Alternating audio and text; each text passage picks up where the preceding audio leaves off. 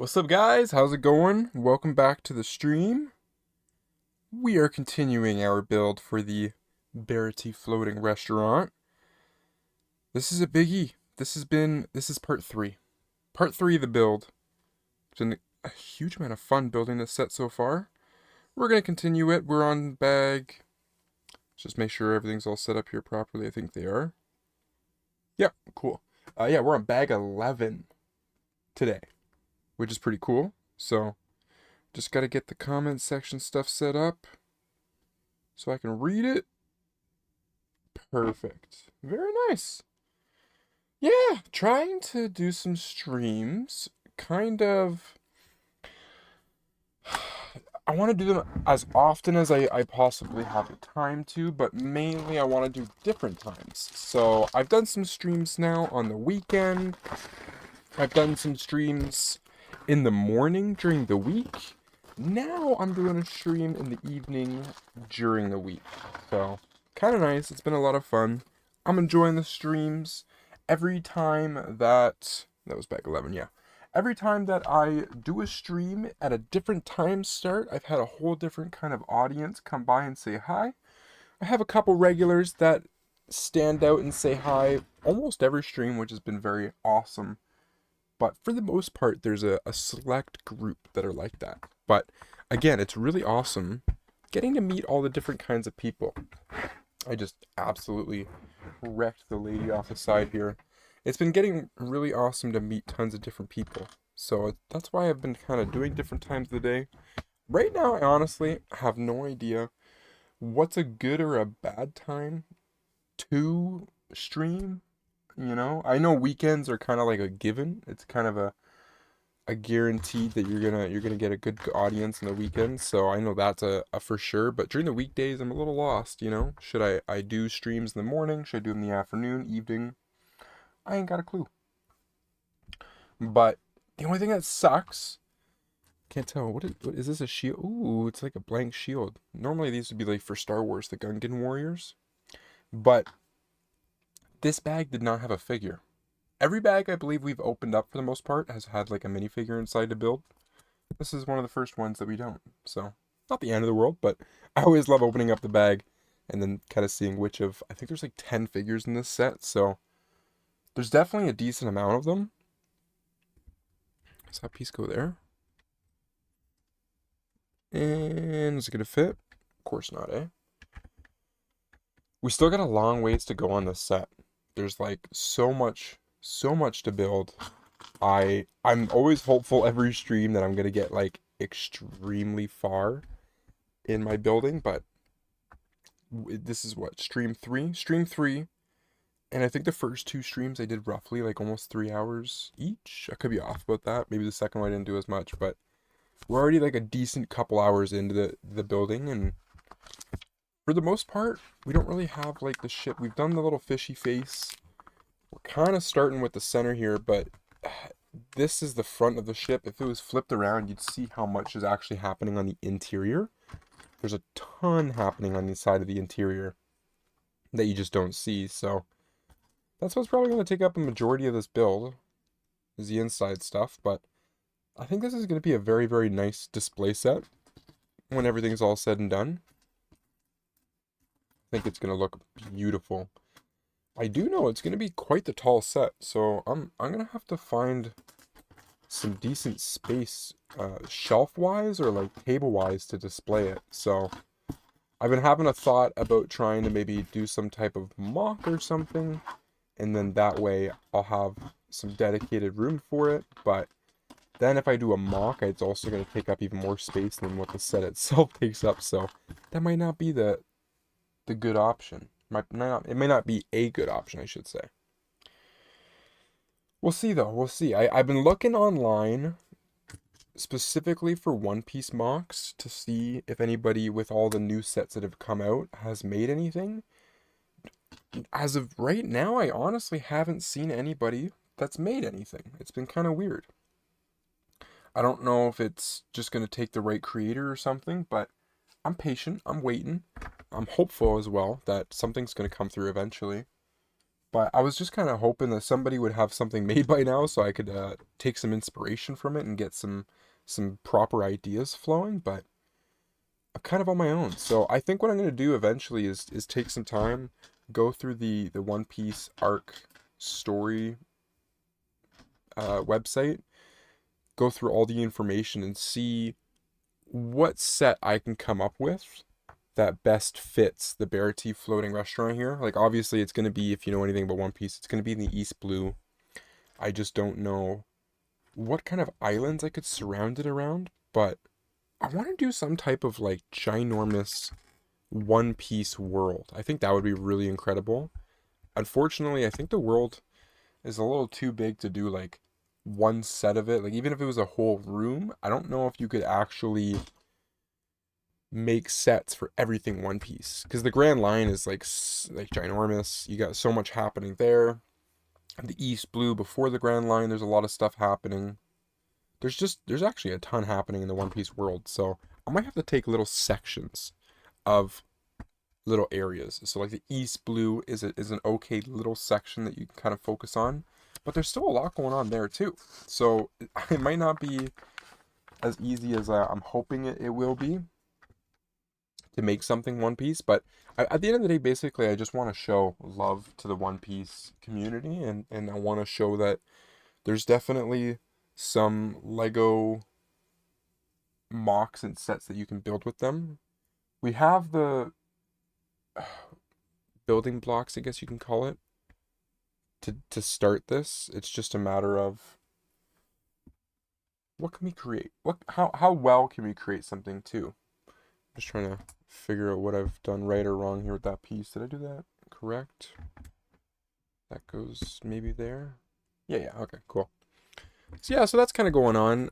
What else is going on for me right now? I was looking online, kind of like into like the Lego News World stuff, and I was surprised to see there's something, I think it's called the Bricklink series or the Bricklink sets, something like that. It's from the Bricklink website, and it's sets that have been generated by users, I believe, so by other Lego creators. And from my understanding, these are like real Lego piece sets. I don't know how they manufacture them, or like if it's like something where they acquire the pieces from Lego's Pick-a-Brick site, and then they piece it together and build their own sets. But it says Lego official. So on Bricklink's website, it was kind of interesting to see they've got this really cool, I believe it's a Miners Town mock set. That one was a really cool looking one. They got this other one, it had a complicated name, but it was a tree set, and I'm talking like ginormous tree set.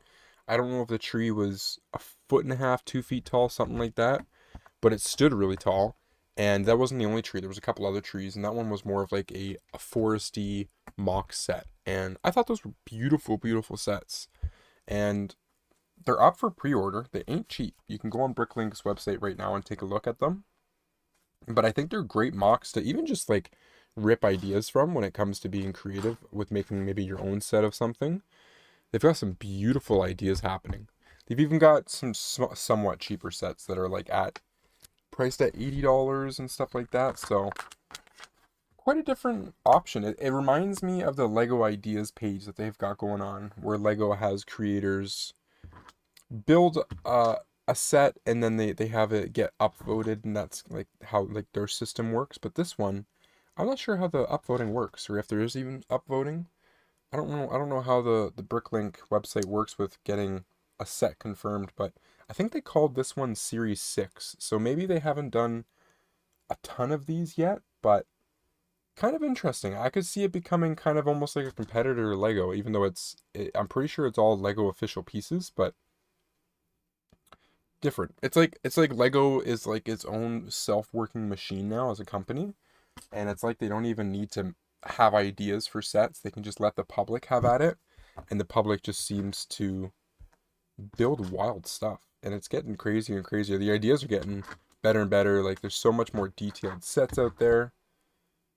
There's a lot happening. So Bricklink Series 6 is, I believe, is what they're calling it. That's an interesting one to kind of take a look at right now. Aside from that, I don't think there's much else happening when it comes to like Lego releases. I was seeing there's a ginormous list of Lego sets that are being retired. So that's kind of happening in the world right now. And that seems to be affecting a lot of people. There's it's like every theme has 5, sometimes 10 sets that are getting retired. I noticed they're retiring a lot of brickheads. I don't know if brickheads are something that come and go a little bit more often. It's not something I pay too much attention to, but it does seem like brickheads is just being pushed out fast. I think there was a couple brickheads that came, like for example, I think the One Piece brickheads that came out in August, I think they're already being retired at the end of the year. Now, I guess maybe there is a shorter distribution period for brickhead sets. Again, me personally, I don't collect them. I think they're cool. I think it's like close to the action figure of the Lego world, but it's not quite there. It's more like a bobblehead. But yeah, I don't know. Brickheads don't really do it for me. Some people got some wild collections though. There's a lot of brickheads out there now, so it is interesting to see what people have for brickheads. So Happy Dooley said, what sets are being retired that are popular? They've got currently the Spider-Man Daily Bugle. That one is getting retired. That's a pretty expensive set. What else? I think they said the Orient Express, which is a train set. That one is being retired. That's a pretty popular one. Unfortunately, it's kind of hard to name off a bunch of them right off the top of my head because I'm just first off not remembering. But also, there's literally a set for every theme that's getting retired. So it's not like there's one theme that's kind of protected. Uh, Obviously, I think Lego has really big plans going into 2026. So I think they're like, we gotta make room. I think they gotta make a ton of room on the shelves. So they're just doing what they can. And even Star Wars, I've noticed there's a decent amount of Star Wars sets getting retired. I think the Razor Crest in Star Wars is being retired. They're finally retiring the Battle on Mandalore battle packs, I think. I think they're retiring those ones as well. I think those battle packs are super awesome. And they've been on sale for like a hot minute on Amazon.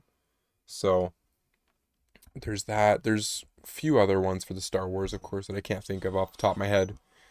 But yeah, it's a big change up. I think what it is you've got brands like Pokemon and other ones that are kind of coming in hot, and I have a feeling they're gonna release a solid amount of sets for them.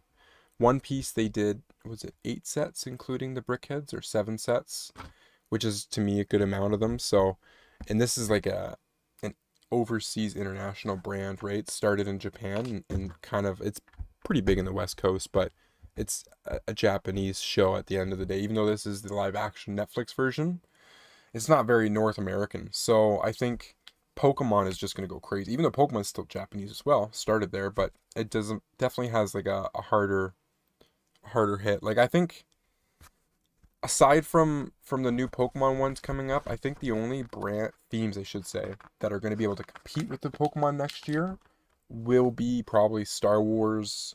Uh, I forget what the top 3 themes are. I know it's Star Wars, Marvel, I guess would be the next one, and then I can't remember if City is in the top 3 or not. But those top 3 themes are going to be the only ones I think that kind of have a fighting chance against selling similar to Pokemon, but I think Pokemon is just going to go hog wild.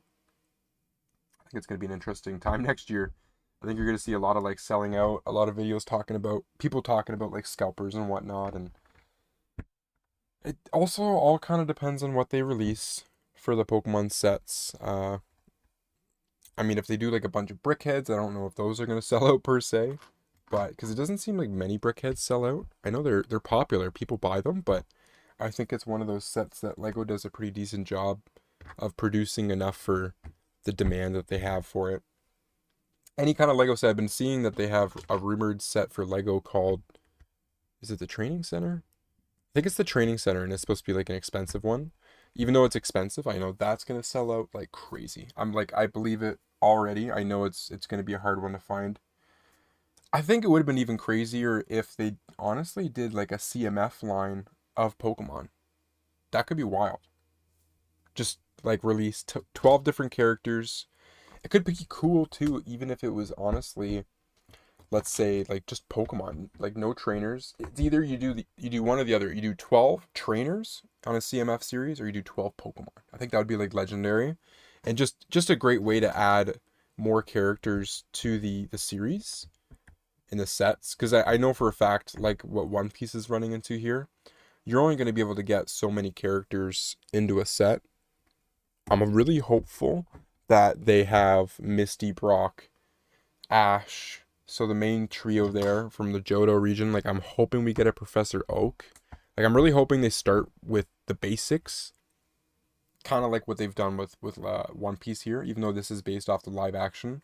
I think the Pokemon sets are going to be more strictly based just off the anime. So again, I'm hoping they start at the very beginning with the original guys. Like I even want Gary. I would love to have a Gary minifigure. I think that'd be hilarious.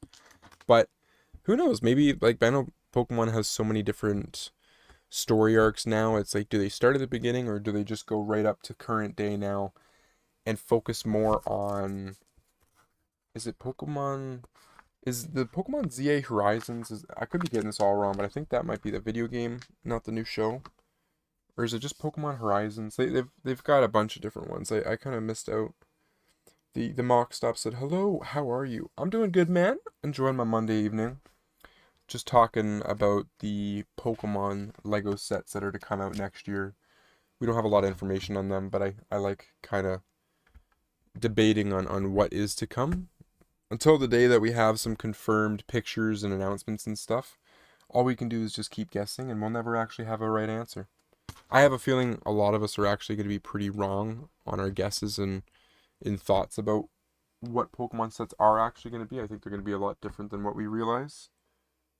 But yeah, aside from that, I'm building a One Piece Baratie floating restaurant. The set is crazy. I'm on book 2 of 3 and like bag 11 of like 28. There's a ton of bags. This is a really big set.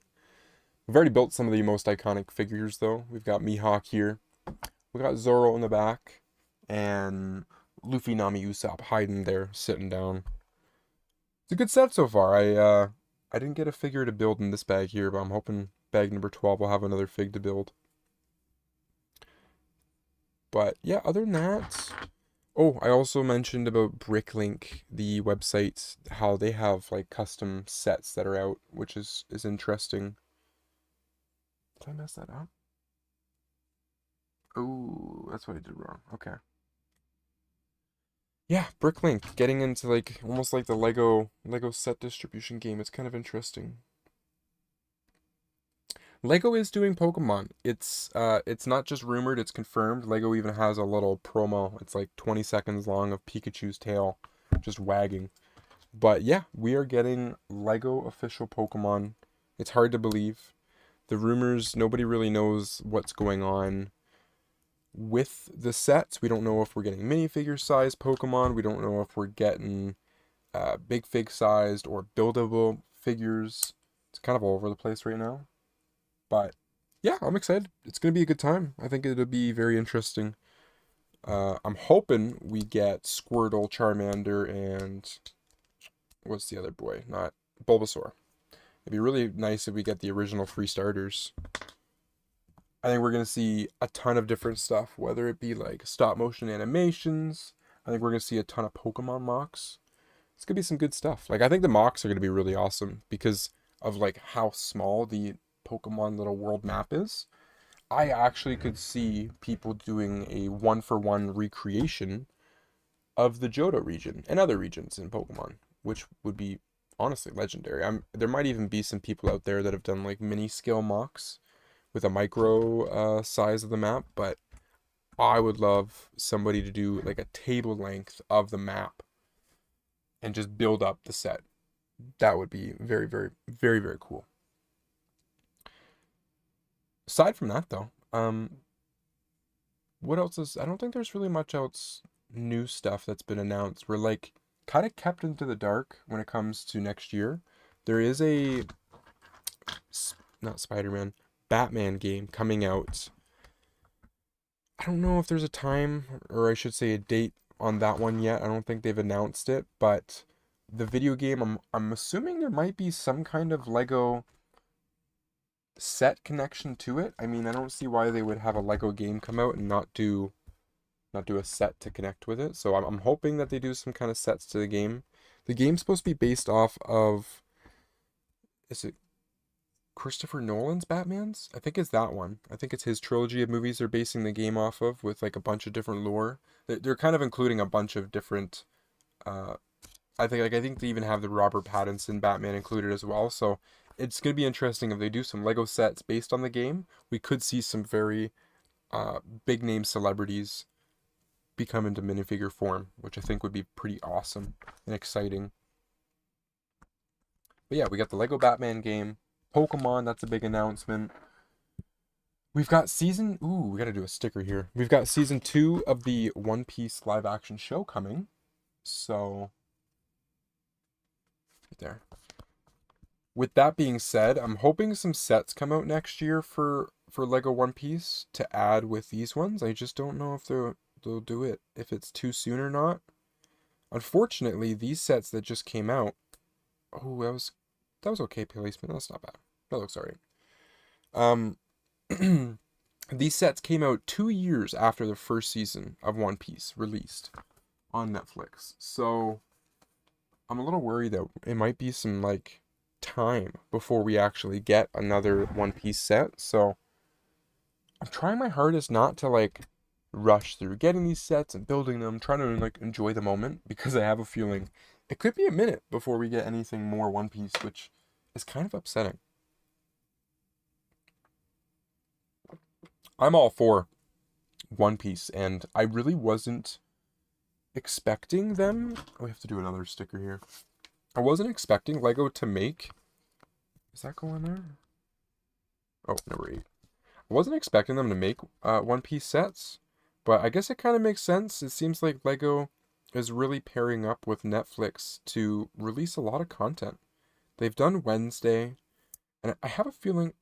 Oh, that's like really off. I can peel it back off. They've done Wednesday. I'm trying to think of what else they did. They did Wednesday, One Piece. I think they've done K-Pop Hunter. I could be wrong about that one, but I think they did a set based off that TV series. So there's definitely like a pretty big partnership going between those two companies. So we're gonna see more to come in the future. I'm hopeful that we get more like Japanese TV show with the animation sets, similar to stuff like this, because I'm a huge anime fan. So I'm all for anime Lego sets. I think it's really awesome. It's not really anime. It's anime to me because I read it in manga form, but Legend of Zelda. Legend of Zelda to me is kind of like an anime because I read it again in manga forms from the library. So because of that, I would love to see more Zelda sets. I know that they had one ginormous one come out, and I forget what it's called right now, whether it's like the Deku Tree or something like that. But that's a cool set, but I would have loved to have like a line of Zelda sets. Specifically, maybe have like one from Wind Waker, one from Hyrule. Sorry, not Hyrule Warriors, Skyward Sword. Have another one from I think the one they did was Ocarina of Time, so maybe Majora's Mask. You could do some of like the Minish Cap, like do some of the GBA games and stuff like that.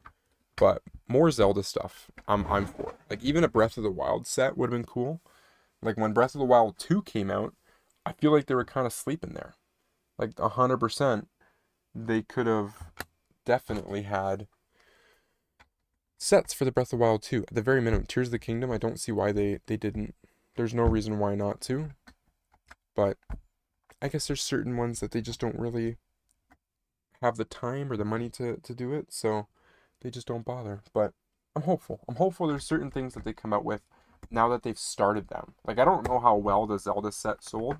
Something tells me it didn't do the greatest because it's like close to 400 Canadian, or maybe more than 400 Canadian. And it's a collector's piece for almost adults only.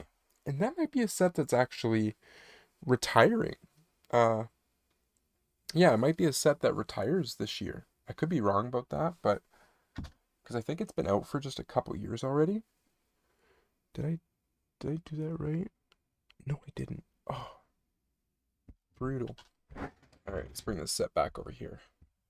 I didn't realize as I was going to build this set that I thought they would have you build like sections of it by hand and then attach it on, but we're actually kind of a little bit more hands-on with the set piece itself, which isn't really the end of the world. It's not the bad thing, but it just means I'm moving this set piece around a lot more than I'd honestly like to, but hey, again, not the end of the world. I'm just worried about knocking other pieces down and not realizing it and coming back later wondering where they need to go. So I think that's that there. Making some decent progress here on this bag. This bag's actually taking longer than I expected. Every bag's different. I know, like, obviously, no two bags probably have the same piece count, but still, keeping me busy. Keeping me busy. One quick thing I'm going to do is just go on Lego's website here. Just a couple things I want to pull up just so I can talk about it. But, oh, yeah, they have this new, it's a gift with purchase for $155. It's not the cheapest, but it's called the Luminous Ghost. Pretty legendary, honestly. Oh, they got the Charlie and the Chocolate Factory set. What's going on with that one? I'm going to talk about that for a hot minute, okay? The Charlie and the Chocolate Factory set has me a little puzzled. I want to say it's based off of the Gene Wilder. Yeah, I'm pretty sure it's based off of the Gene Wilder Willy Wonka and not Johnny Depp's Willy Wonka, which is totally fine. I love, honestly, both of them. Most people like the Gene Wilder over the Johnny Depp, but I think Johnny Depp has a place in my heart because that's just what I watched in school mostly, but we did watch the Gene Wilder one as well at home. Now, with all that being said, I think I messed that up. I did too. With all that being said, they killed the set. Now, this is one of those Lego Ideas sets that I had mentioned at the beginning of the stream. So, I think Lego has done a huge service to the community by, like, making these sets become real. Like, I can't believe it's still a real thing. I just went on their website there and it shows it. So, when you're on their site, it'll tell you, like, this is a set that came from Lego Ideas and, like, a legitimate Lego creator made it, which is so legendary. Like, I think that's so awesome that, like, a real Lego fan made it, and it got 10,000 upvotes. Then it went to the review process, and Lego said, you know what? We like this. And then the crazy thing, too, Lego tweaks the sets a lot. Like, a lot. So, his set is it's still pretty similar to, like, what he submitted, but if you look at his pictures compared to what releases, they mess with, like, the waterfall a little bit more, but it kind of makes sense because what they did is they made it where I think there's a little turn dial, and when you turn it, the waterfall actually moves up and down. So they did little things like that I don't think the creator put in himself in the design. So, like, little stuff like that is cool that they got to add. But I could just only imagine, like, the workers at Lego that, like, sat down and were like, oh man, we get to, like, actually mess around with this Willy Wonka design. We get to it's approved, and we get to make it, and we get to tweak it a little bit, add some more stuff, and then release it. And I think it's an okay price. It's not cheap at all. It's one of those sets you would buy and not buy another set probably for a couple months, truthfully. But at, I think it's 280. Is it 280 Canadian? 280 Canadian. Not bad. Not bad at all. It's got 4.5-star rating. So that's kind of legendary. So they're doing good in that department. Yeah, I'm really liking Lego. I think it's a fun time. I already did a video about why I collect Lego as an adult, so I've kind of already dived into all that. But to me, collecting Lego is pretty sweet as an adult, honestly. Like, there's a lot going on. Obviously, first things first is it's, like, super duper expensive as an adult because you just want to buy everything. And now, especially too, Lego is also making sets specifically for adults. So they're in the price range of an adult, which is $500 to $1,000, which is wilding. But that's just where we're at with that one. So it's a gift and a curse, right? Double-edged sword. You've got your bonus because it's like, great, now we get bigger sets and they have more pieces with more minifigs and they're more detailed. and now they're like double the price because of they're double the set piece and all that stuff. So you win some, you lose some on that front. But what a good time right now to be a Lego adult collector, honestly, and a kid collector. Because I know a lot of people are complaining that the prices kind of suck on Lego. They're going up and going up, and they honestly are. But if you turn to other themes and you look at other themes, they're not bad. Like I was looking at Monkey Kid, for example, that theme for sets, and they're not badly priced. They're cheaper than Ninjago, and because of Ninjago being this huge hype train of a show now and everything, they're kind of expensive, okay?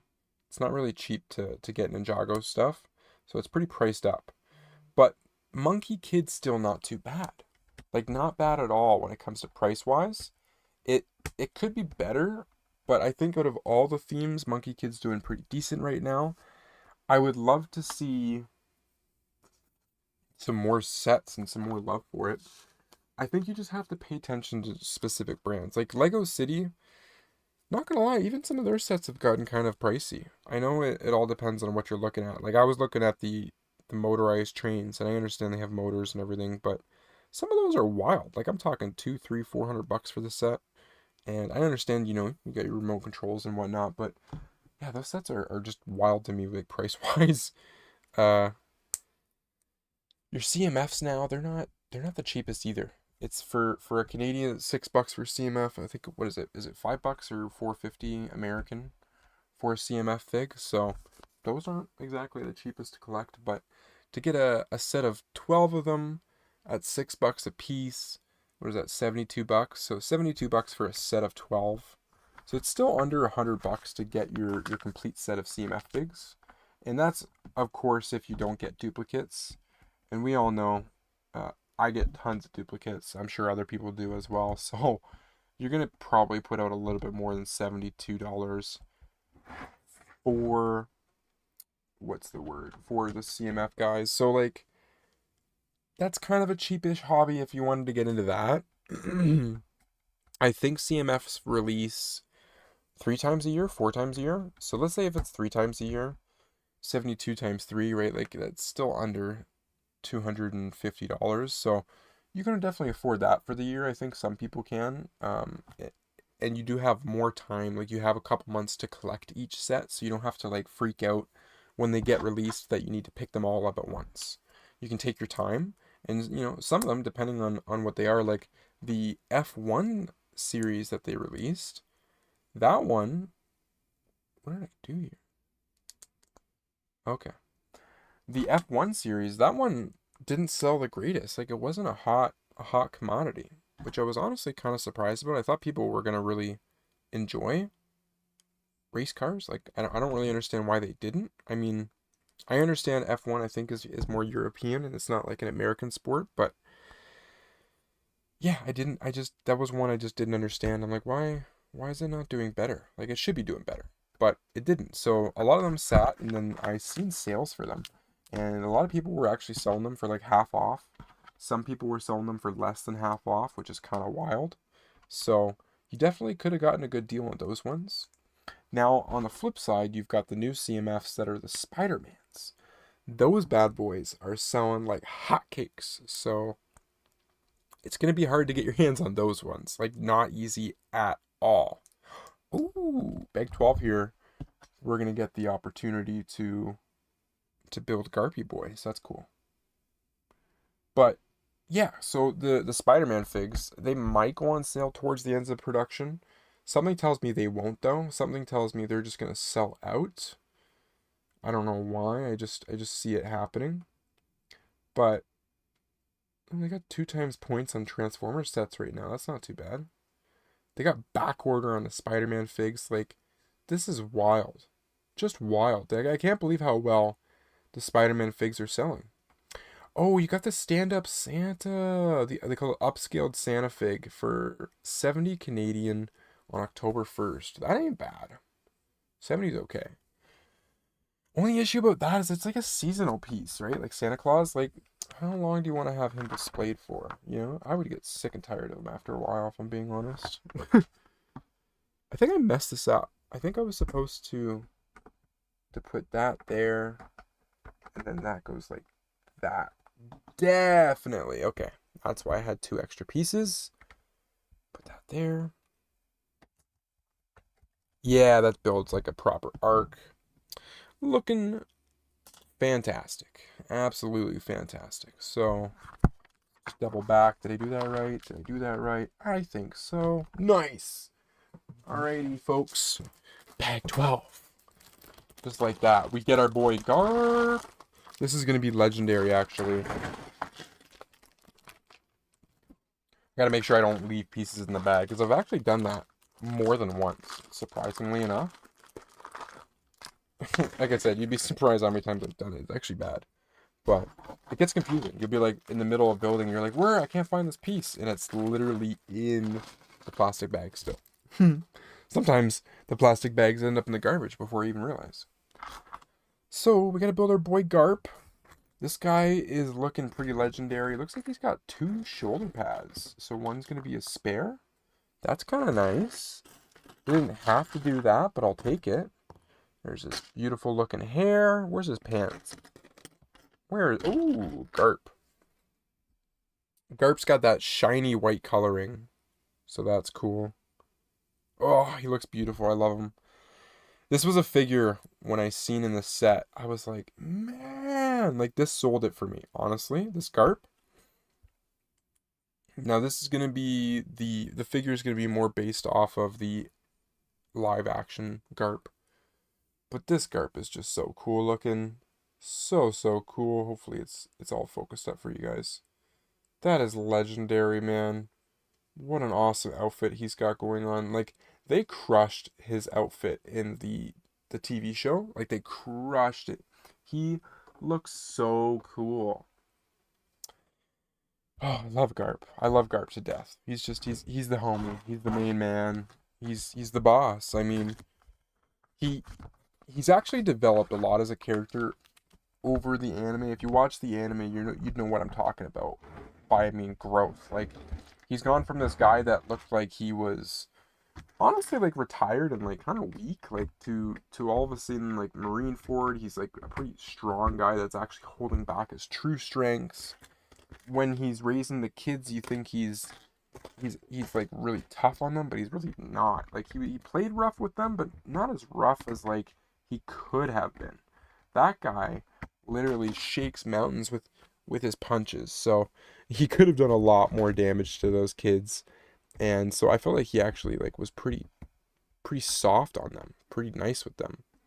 So he's an iconic figure, and he's still in the show, which is pretty cool. So we're still gonna see him in the future and stuff. I wonder if we'll get different Garp outfits. Like for example, I think like right now we got his marine outfit, correct? Yes. Maybe we'll get more Garps in his marine outfit, but there's some times where like they do flashbacks and stuff. He's in like a vacation outfit. I don't think he's always in his marine uniform. I think there's other times as well that he's not in his uniform. So I'm just hopeful that we get some more of him in different outfits. Like one cool thing now that I have this set and I have the battle at Hour-Long Park, now that I have those 2 sets, I have 2 different Usops. So I got one with like a very vacation. Is that a bug? I got one with a vacation kind of style costume Usopp, and then I got one that's a little bit more closer to like the anime style. So that's pretty legendary because they look really cool and similar, but they have like their differences. Like the hairs and everything are pretty basically the same. I don't know if the bandanas are the same or not, but just cool. Just really cool. Am I doing this right? I think so. Cool. So yeah, I'm really excited for honestly a ton of stuff. I think definitely at some point I'm going to run out of money. I just see it happening like there's just so many sets coming out And especially next year, like I don't know how I'm gonna keep up with all the hype and all the sets that are coming out and have come out. It was really nice picking up this one. I think for me, I'm going to focus just on the One Piece sets a lot.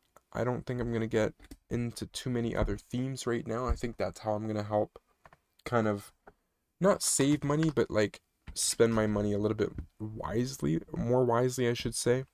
So there's 7 One Piece sets that I'm after right now, and then that's it. I've got two of the 7 right now, so I got the most expensive, and then $100 one. The Going Merry is the second most expensive, so I wanted to get the most expensive one out of the way first. I felt like that was something I wanted to get done, and then now that it is done, it does feel nice. It's like a weight off my shoulders. But once I get these 7 sets, I'm gonna take a break for a hot minute, save some money, and then figure out what my next steps are. If by the time I have some money saved and there's another wave of One Piece sets that come out, then I'm going to get those One Piece sets. But if not, let's say it's early spring or something and I've got like $1,000 saved up, I'll probably put it out on some different theme. I just don't know what will be the hot theme at that time, but I'm excited for next year. Like I do want to try and get something Pokemon, but I'm trying not to get my hopes up for Pokemon in 2026 because I know it's going to be like basically sold out all the time. So I'm worried that like I'm going to get my hopes up, think that I can get my hands on a set, and then I don't. And then that'll just be kind of sad if I'm being honest. So we don't want that to happen. I don't want to be sad. I want to be happy. And I can see like the Lego Pokemon being not just slightly stressful, like extremely stressful to try and figure out. I think it's going to be worse than the card flipping that they got going on right now. I know it seems like with the more recent drops, they have brought in more stock for the Pokemon cards, but I still don't think it's enough. I still think scammers are going to be going like hog wild. So yeah, man, it's an absolute losing battle with these scalpers and stuff online. It's not going to get any better anytime soon. I think it's just going to be a consistent problem. Like it's been something that from when I was a high school kid trying to buy stuff, it's been a problem since then, and that's been 10 almost 10 years ago. So yeah, crazy, crazy, you know. I will say though, it's kind of nice being able to go on Amazon and find deals. Amazon seems to be hosting deals all the time on Lego products.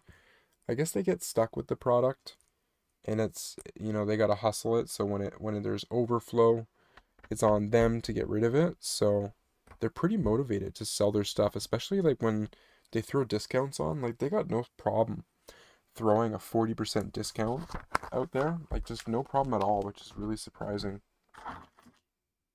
But hey, I like it. There's been quite a few sets I've actually acquired in the last couple months that I can see just from sitting here. It's on my shelf that I've gotten, and they're really nice sets. Like one of them, for example, is I think they call it Captain America versus Red Hulk. It's from the new, is it Captain America movie or Brave New Soldier, something like that.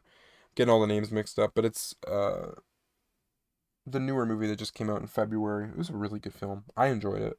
I know it lacked a few like more hardcore fight scenes, but aside from that, I think it was a great film. It was fun to see Harrison Ford as Red Hulk. Like I thought that was pretty wild. Especially considering I don't think we're going to see that guy in many more movies. I think Harrison Ford's basically pretty much done with his career, so his acting career. So that was cool. I got a set of him, so I have him forever in a Lego minifigure form, which I think is great. Like I said, who knows? I don't think we're ever going to see him in another Indiana Jones. I think that's all done. I'm trying to think, what else did Harrison Ford do that blew his career up? I think it was mostly Indiana Jones that kind of did it for him. But couple sets I actually wouldn't mind getting that I haven't gotten yet would be the Lilo and Stitch movie, the live action movie that they had. They had some pretty cool sets come out. Specifically, there's like this, I think it's the Ohana family house on the beach side or whatever. That one's a really cool set, and it's got a big fig. It's got a big fig of Does it have a big fig of anybody? I don't. Maybe it doesn't. Not that Lilo and Stitch one. Uh, the Moana set. The Moana set's got a big fig. The Moana one for the live action, or not live action, but Moana 2, I should say, animated movie. That one has a cool set as well. They put out a lot of sets this year for when it comes to Disney movies. The one Disney movie that they didn't put any sets out for that I was kind of surprised about, I guess because it's a smaller one, but Elio. Elio got no love. I don't understand why exactly, but for some reason Elio just kind of got shafted. Just didn't get any sets for it. I'm trying to think if there was any other movies this year that didn't get sets. The Lilo and Stitch, the Moana got one. What else came out this year? We got Wicked sets, and I think Wicked came out in Christmas time, so that was a little while ago. So for the most part, most Disney movies have been getting sets. So yeah, again, kind of weird. Elio got nothing. So I don't know what's to come with the movies. We've been left in the dark, especially like Disney films. I don't know of any films that are coming out in the coming future right now, so I don't really know what we're gonna get for like Disney films next year, or I should say, sorry, sets next year. I don't know what we're gonna get because we're gonna have a lot of sets tied to movies, and we do have Zootopia 2 coming out, and I haven't heard or seen of any sets to be confirmed with Zootopia 2, and now I'm kind of like butthurt because I don't think they did Zootopia 1. I don't think they did any sets for that. That would have been really cool to have some sets for, but that was obviously, I think, 2016. So I'd have to do. Let's Google. Lego Zootopia sets. Was there any? No, there wasn't. Someone on Reddit asked if there was going to possibly be any. There isn't. On the ideas page, there's someone with a. This is back in 2024. They got 600 votes and supporters for a mixture of Zootopia sets and figures, but wow. Yeah, we got nothing for Zootopia. And I don't understand it. Like, you've got Animal Crossing animal figures, so wouldn't you want to build Zootopia figs? I mean, you can use the same type of moldings. You've already done animal moldings. It just kind of makes sense, right? Like, they kind of go together. So, I'm hoping Zootopia, like, they just, like, ghost drop some sets or something. Like, do something, please. It just can't be one that they just leave to the wayside. I hope they don't, because that would be a shame, definitely. At this point, I don't know what we're building. Something to do with, like, the foyer or something like that. This one's got a ton of beige pieces that honestly have me confused. They're all the same color, so it's like not easy trying to pick them out. Do that. Does that go there? Yes. Okay. And then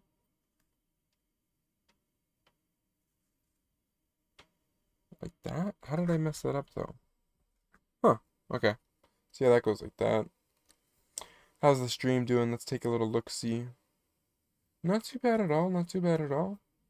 Not a lot happening. I don't expect people to like stop in too long. I understand that build streams aren't like absolute heat. They're not fire.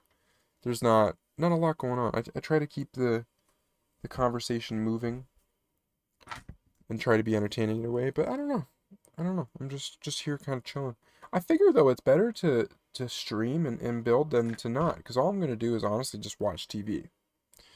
Which sometimes is less productive than this, because I've learned like when I'm watching TV and building, I get heavily distracted. I don't know if you guys do or not, but for me personally, did I do that? Yeah, I did that right. I get distracted very, very fast. Like, it don't take much at all. So when I'm watching a show or something and something important starts to happen, I zone completely out. Whereas with this, at least as long as I'm just talking, I can for the most part kind of focus on the build, which is really nice. Because I still mess up some pieces here and there anyways. It happened a couple, happened last stream and even the stream before, which I thought was pretty funny. I was building away and just somehow I just mess up the steps. So I have to double back And yeah, it's just funny how it keeps happening every time. But let's get that in. This guy in. We're nearing out on an hour already, which is pretty good. Not bad at all. Once again, I had these high hopes. Excuse me. I had these high hopes that I would be able to not necessarily finish today. I just thought like maybe I'd get like 10 or 15 bags done. And it's like I'm literally on bag 2. And I'm like, whoa. I'm tired. Ready to tap out. It's like, how did that happen? How did that happen so fast? Just like out of nowhere. I find I think the bigger the set, honestly, the more daunting it is to try and tackle it. Like it's not easy getting yourself psyched up, especially if you're someone like me that keeps taking a lot of breaks all the time. It's not easy trying to psych yourself up to build thousands of pieces. You know, because there's a point. It's like when I opened it, I was like super hyped. There was a lot of excitement there. I couldn't wait to do it. So I did like I think a 3-hour build or something like that. And then now to come back to it, now that I know what I'm facing, what kind of beast is in front of me, I'm like, ooh, do I really want to spend a couple hours doing that? Even though like, it's like don't worry, I still enjoy. I love doing this. This is fun. It's just it's that I don't know if it's like a procrastination thing in me, but there's something that's just in the back of my head that just has me feeling types of ways. So I'm supposed to build 2 of these, whatever that thing is there, which is what we're doing right now. It's coming along, not too bad. Slowly but surely. We got to build Garp, which is legendary, honestly. I don't know who else we have left to build now. I guess a couple of we got Kobe and the other kid, and I forget what those Marine guys' names are. I think it's cool that they added them. I always forget the one kid's name. But who else did they add? Kobe. I think we got most of the Straw Hat Pirates already built. I could be wrong about that, but oh yeah, and then there's the cook himself. I forget what the cook's name is. Something something something cook. uh Zeet, I think his name is, or something like that. Terrifying backstory that poor guy's got. Absolutely devastating. Almost done building up this piece here. Does that go there? Yeah, okay. So now, figure out where... I don't know what these corner sections are. Are these like booths or something? I think they connect, like, how do they connect? That?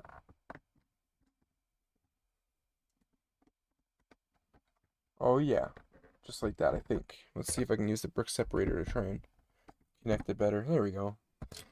This one is going on like that. There we go. And then press it in. I guess these are like tables or something like that.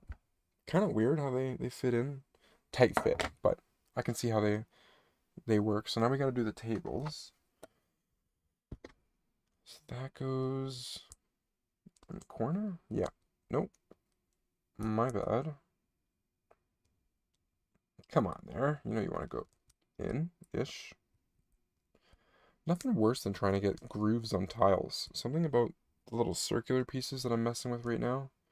I can never get them to connect properly.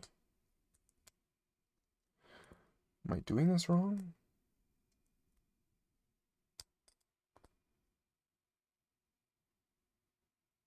Okay, we'll try that. We're supposed to put a cup there. I don't know what the little black dot's supposed to be, but is that supposed to be like black pepper or something? Got a little leaf. And some cherries. Top it all off. Boom. Oh, Come on now. There we go. Cherries. This little light thing, whatever that's supposed to be. That's our first table. And doesn't want to go on. There we go. Okay. So how does that rotate? Does that look... That looks not too bad. Yeah, it's not bad at all. I think that's got some cool rotation. Nice. At least it moves. Gives it some kind of function. Now we got to do the other table. What are we doing at the other table here? That one. Got to get the little black stud again. See if I can put this in the right spot. Leaf and some brown piece. It's like we're putting bread on it. I wonder if it's supposed to be like a sandwich or something. Maybe, maybe not. Another cup and the light to go on at the end. Yeah, I'm not sure. Is that supposed to be like a sandwich or something? Don't really think it is. Put that there.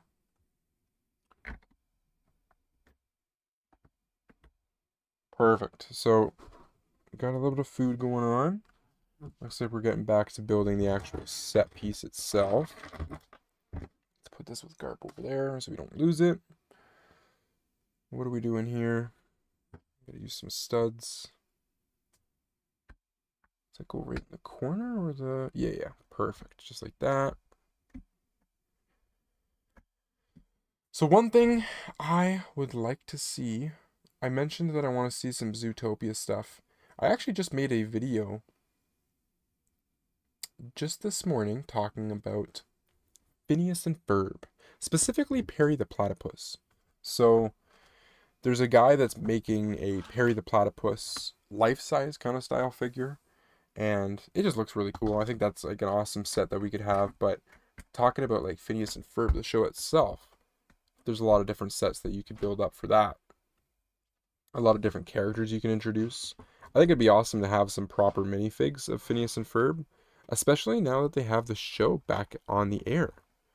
Like it's a real thing. Like I think it's season 5 that they just did or something. So there's no reason not to do a Phineas and Ferb set for the show. I'm surprised they actually didn't do it, to be honest. Like they never did it when the show was airing years ago, and they could have. So now, I feel like now more than ever, I'm like, they gotta do something.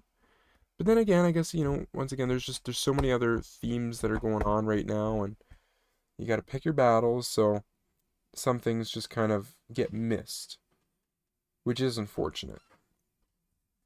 Did I do that all right? I think I did. Oh, we're doing another little lamp post thing here. Some orange and gold pieces. Not bad at all. Welcome everyone that's showing up to the stream. Hope you guys are having a good Monday evening. We're building the Baratie restaurant. Got a long ways to go. Very, very long. Been a good set build so far though. This set has a ton of different colors, honestly, which is really cool. It's not like the new Pirates of the Caribbean's kind of a little dark and gloomy. I know that's what is it called Captain Jack Sparrow's ship or the Black Pearl?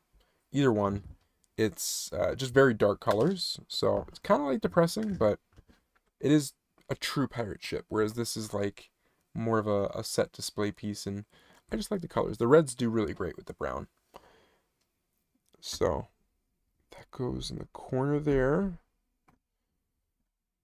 Boom. Couple sets I'm keeping my eye on. We've got the new Prime Day coming October 7th and 8th, I think it is. Amazon Prime Day. So, yeah, keep your eyes open for that. I'm hoping the Fantastic Four sets go on sale. They should do an all-black phone Lego set. Maybe do his van from the movie. It's the Black Pearl. Okay, cool, thanks. That would be interesting. Now, I've seen the movie The Black Phone. I don't know if Lego does horror.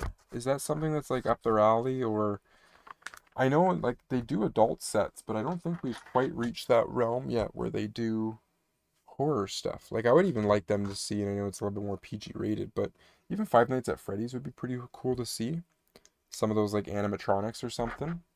But yeah, the black phone would be a easy set to do with that van. You got the character himself. His mask would be wild looking. His mask would be really cool looking.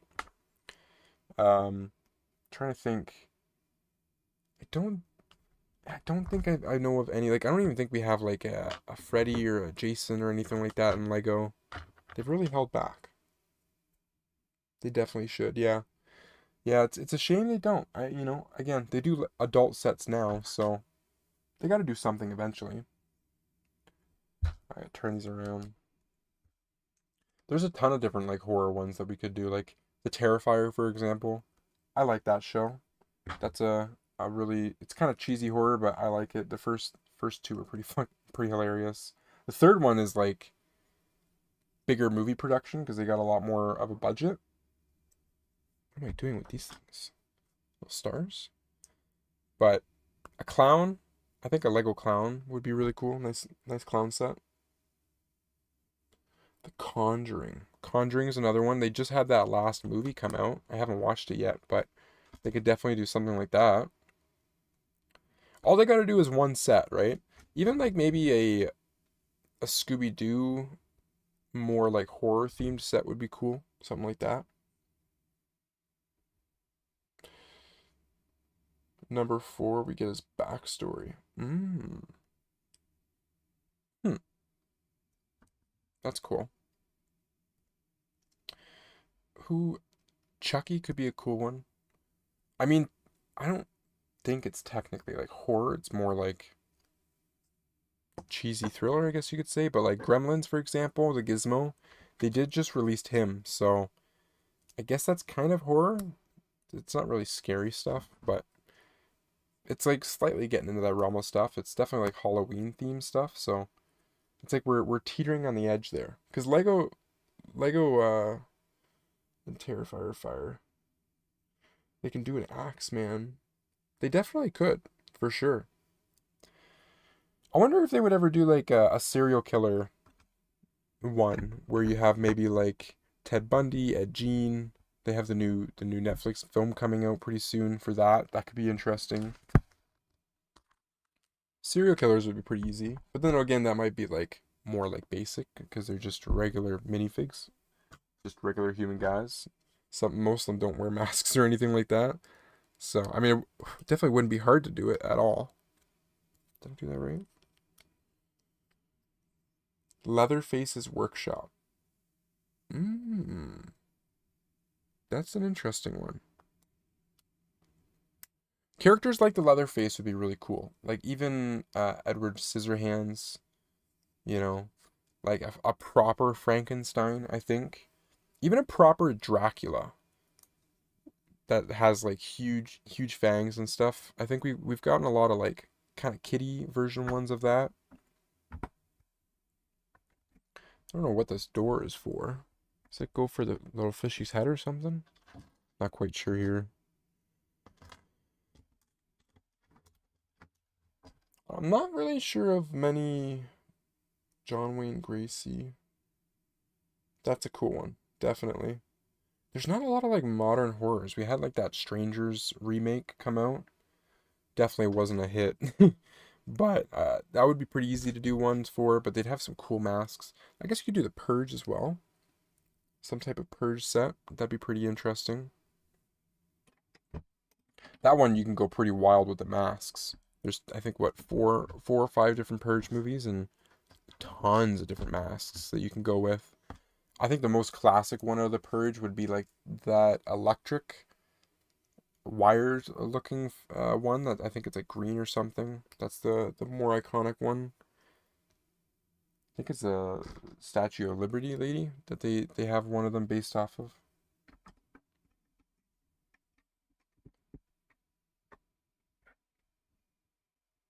Boom. Nice. I think we're getting close to the end of this bag. What am I missing here? 1x2, these guys? Oh, okay. I gotcha. Do it from 2.0. Ooh, a Megan set. I forgot. They just had the second Megan come out.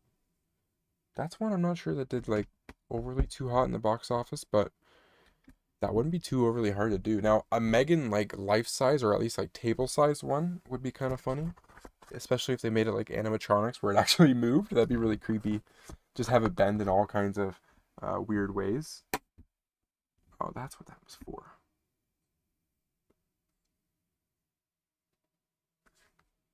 Hold up a minute.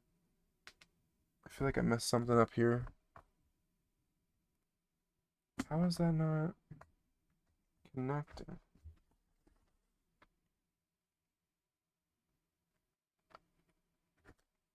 Hmm. I don't know why these ones are short and the one in the middle seems to... Oh, the one in the end's fine. What have I done wrong here? 1, 2, 3, 4. 1, 2, 3, 4. I did something wrong. If we do, I want the cowboy from Forever Purge. Ooh, okay.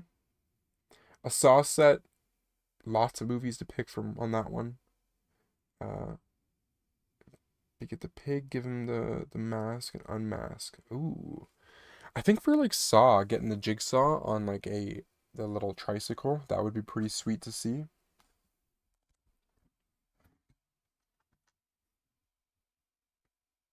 I don't know why this isn't supposed to connect.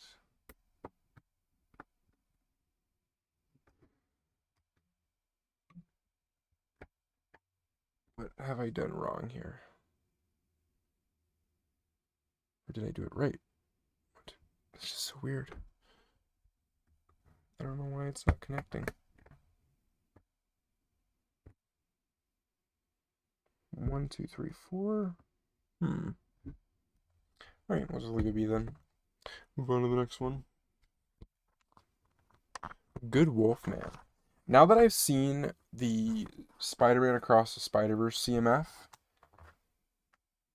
they have a really, really cool wolf minifigure. So they could definitely do a Wolfman. And like they've already got the mold done and everything.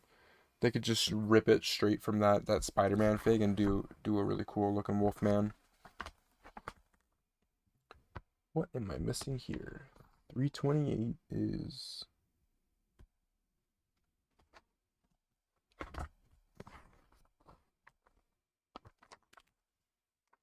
Huh. What am I missing? My next step here, there's just an arrow, and there's no figures or anything. I'm not sure what's the arrow pointing at. Did I do it all right? I think so.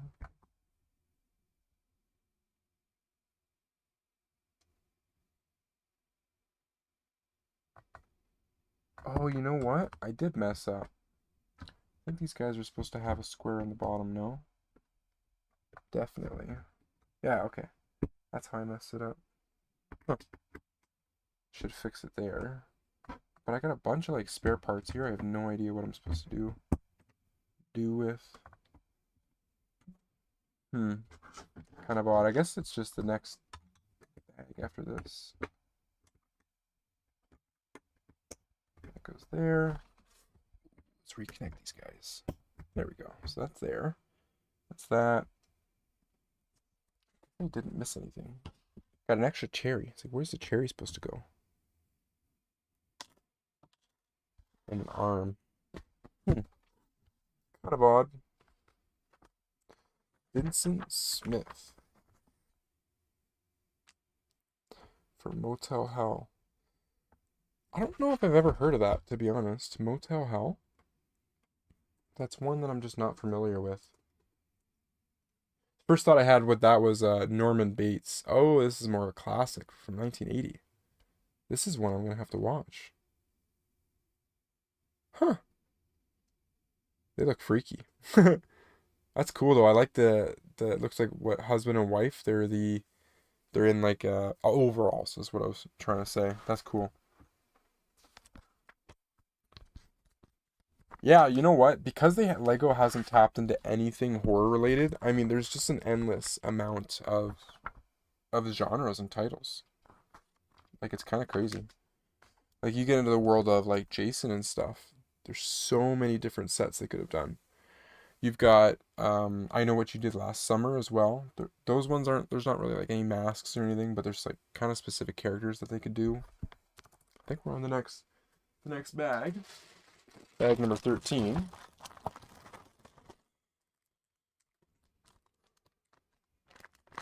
Freddy Krueger. Part 3. What did he look like in part 3? Let's see. Freddy Krueger. Kind of forget. Ooh. I wonder how they would do his skin. The puppet scene. Okay.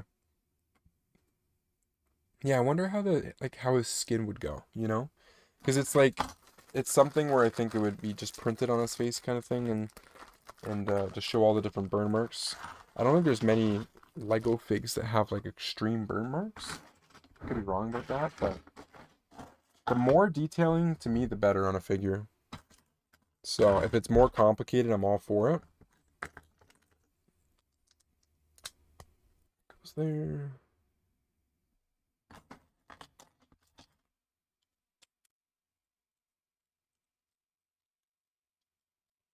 We have I could be wrong, but isn't there like another Exorcist movie coming out, or it's already come out? So could do something like that. It'd be cool to get like a priest minifigure. There's The Conjuring. I wonder if it's coming out. Hannibal Lecter, sorry. Yeah, that's a cool one too. The uh is it Silent of the Lamb? Silent of the Lambs or something like that? Those like more thriller ones would be pretty sweet. There's one I'm looking at right here. It's called House of the Dark Shadows. It's a cool, I think it's a vampire movie. That would be really sweet to get some big vampire guys in there.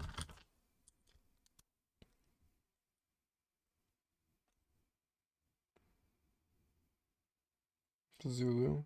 Hmm. I'm looking like right now at just some of my Blu-rays movies that are on the shelf there. I'm trying to see if there's any other ones that are catching my eye that Evil Dead. Evil Dead's pretty cool. Texas Chainsaw Massacre. That's a pretty classic one that you can get like a giant chainsaw.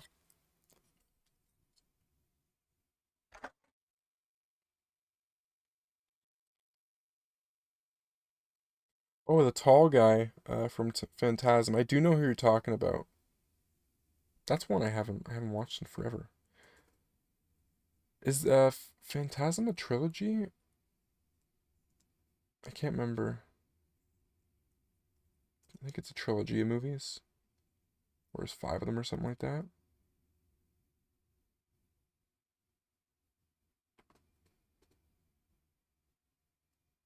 Demon from Electress. Electress. Give us Valak.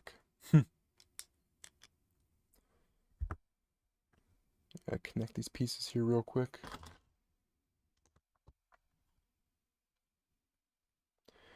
There's been a lot of what do you call them? Like they're like horror remakes, horror fun. One's called like the Scream Boat with a like horror version of Mickey Mouse. So there's that one. They did like one with the Grinch. It's like a horror version of Grinch. I seen they got a whole whack of them. There's another one with what did I just see? I just seen it recently. Uh Winnie the Pooh? I think it was Winnie the Pooh.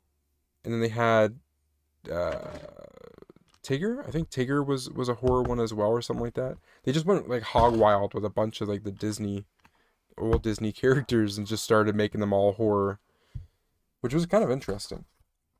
But I think they're like not proper horror movies. I could be wrong. I think they're just like joke films. I think they're supposed to be more funny than they are scary, but those are some wild characters you get, especially like the Winnie the Pooh one. That one was like very creepy looking. I'm pretty sure we're getting Black Phone 2 coming out pretty soon. I'm not sure when exactly, but I can't remember if it's 2025 or if it's like late this year or if it's next year sometime. But that'll be a guaranteed good film. I don't know how much of the backstory, like the lore they're gonna get into in the second one. Hellraiser. That'd be a wild one to design. I wonder how they would use all like the little pins, like or needles, I should say. I wonder how they would turn that into a Lego creation. That one would be probably a good one to have as a big fig, and just make him really tall. You can get away with it definitely.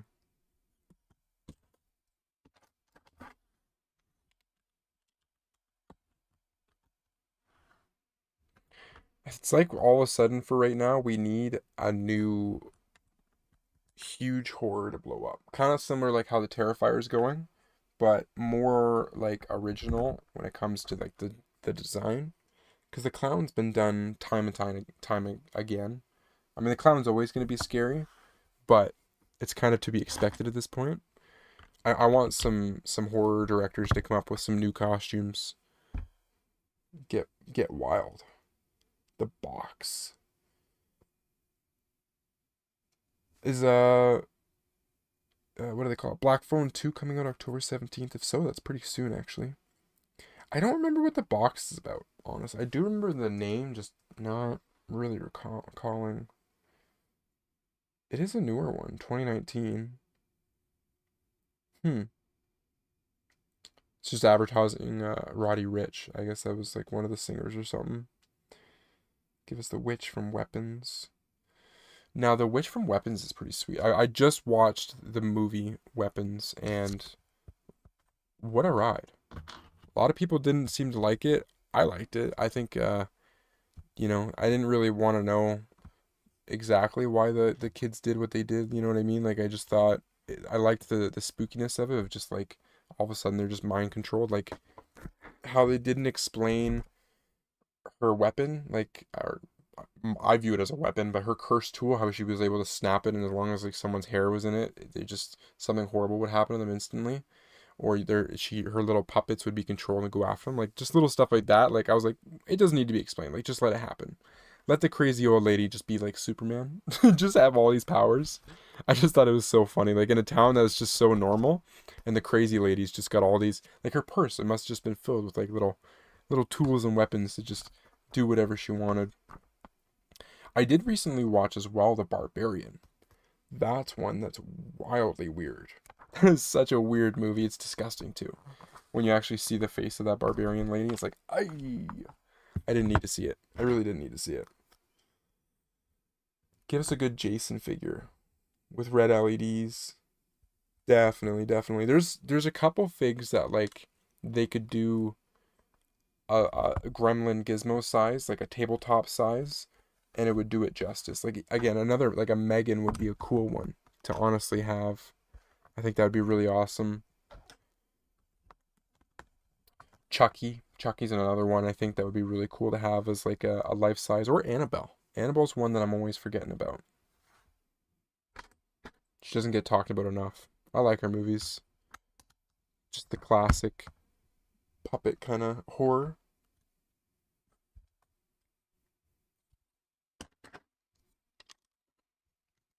That goes there. Looks like we're building the base for something to connect the ship to. I'm not sure what yet, but goes there.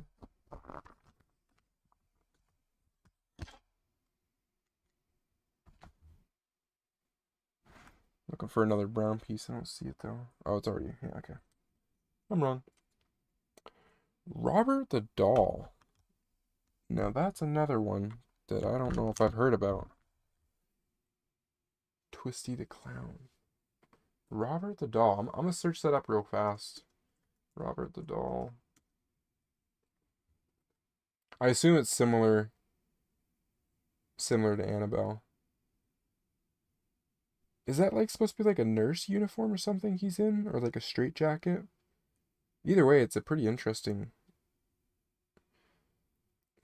piece. Ooh, it's in an exhibit in Florida. That's kind of creepy. So what is it, like a possessed doll or something? Just hanging out at a museum? Definitely don't want to be at the museum after dark, or after hours, I should say. Horrible way to go out. In the cursed museum. Oh, it's a sailor's outfit. Okay, that's really cool. Huh. Nice.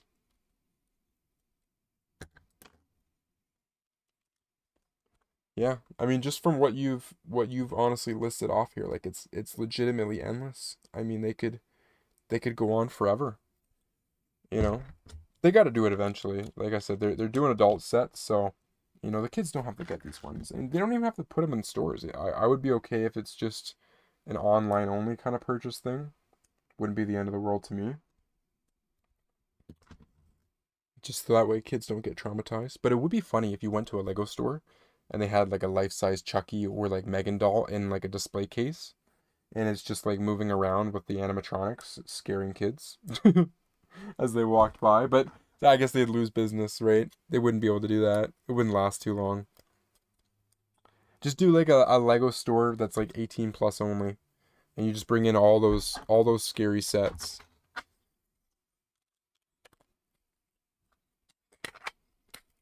Oh, click click.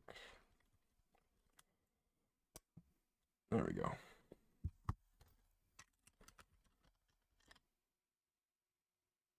Oh, I did that wrong.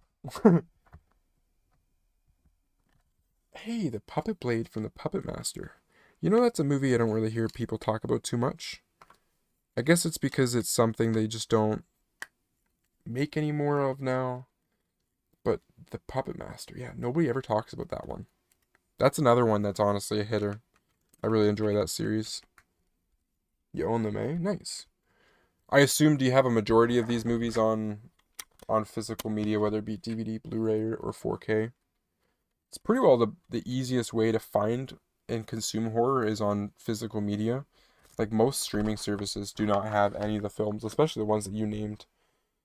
Killjoy. 1980 films, uh, I guess anything before the 2000s is just like not on streaming. I don't understand why. But there's a huge amount of horror that just gets missed. Especially like the smaller titled ones too. They seem to fall under the radar. I don't know why companies don't pick them up more. Ever so often when I'm on like Prime and stuff, they have some cool small rated. Because I think I watched No, I watched Barbarian on Disney Plus, I think.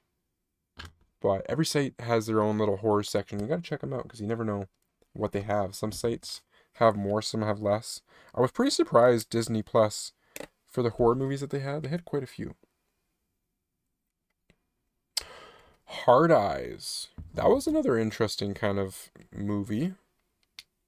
That's a movie I honestly wish they would have not explained it as much and made the character a little bit more mysterious and just left it up to the viewers to try and assume what was going on, but that was a good movie. I did enjoy it.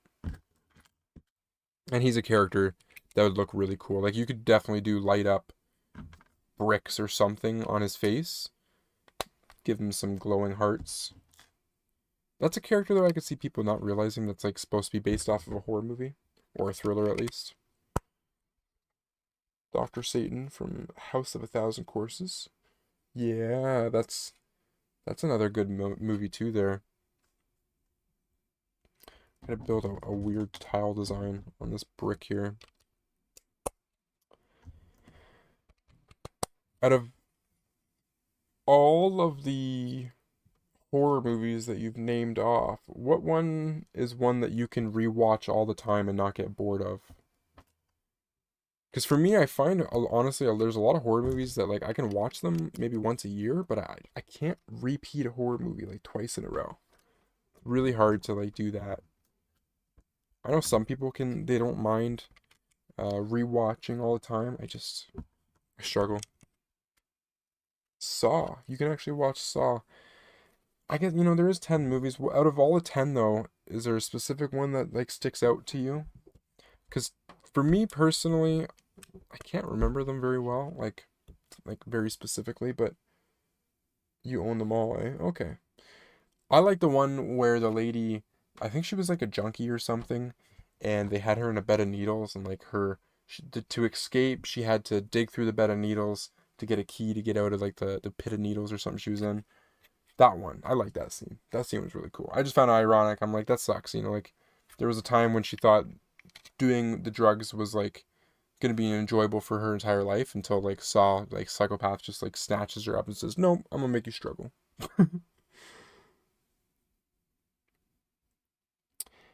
Do the pipe bomb trap, brain surgery.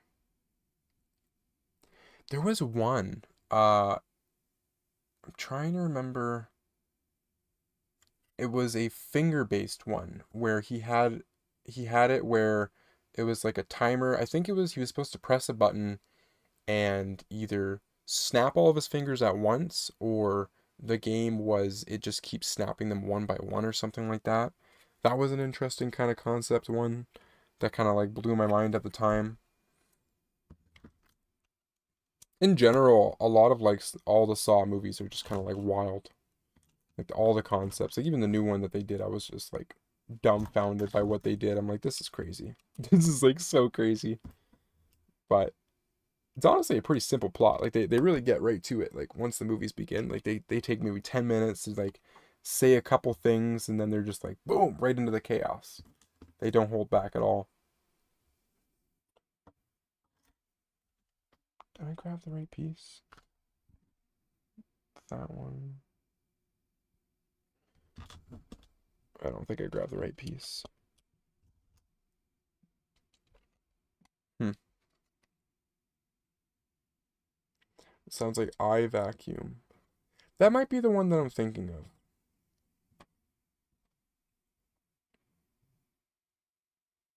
Yeah, that might be the one that I'm thinking more of, the eye vacuum one. I know there was a couple different death scene ones where he was multiple people were tied to chairs or locked in, I should say, to the chair. Oops, goes there. There. Let's see, have I done this pattern right? There, there. Hmm.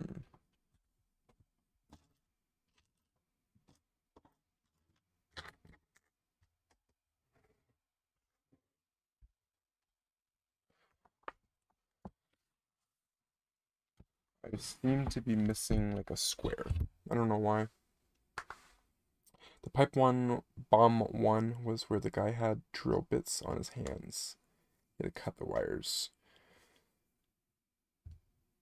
Yeah, I think that's the one that I'm remembering more of. He had his hand. Yeah, it had to do with his hands, definitely. Do you remember which movie that one was from?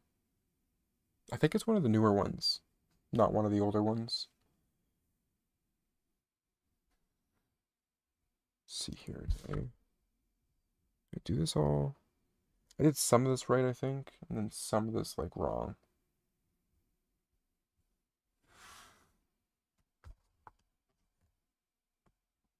Oh, it's an angle piece. That's why I'm not getting it right. Okay. That's why I couldn't figure it out. Problem solved.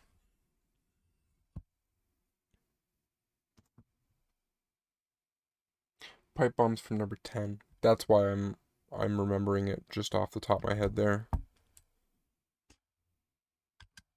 I think I watched that one at home. I think that's why it's like my brain seems to only remember pieces and bits of it. It's just something that like when I watch movies from home, not all the time, mainly when it's on the streaming services, I end up just walking away from them and then I never see the full thing and you only see bits and pieces of it. It's a bad habit of mine. I get distracted by so much, especially the phone. The phone can be so distracting at home. I find myself now if I watch a movie, I gotta put the phone away. I'm like, all right, phone's down. I'm watching a movie and only the movie. I'm not watching YouTube at the same time because I'm so bad for doing that. How did I mess that up? Ooh, this is always bad having to peel up smooth pieces. That wasn't too bad. So that goes there. This goes there. There we go. That makes sense. Okay. Connect those bad boys. Cool. I'm gonna assume that horror is like your number one movie genre. You know definitely a lot about it. Horror's been very interesting over the decades. I think they're doing an okay job with the newer ones, using the new technology they have for making films and everything.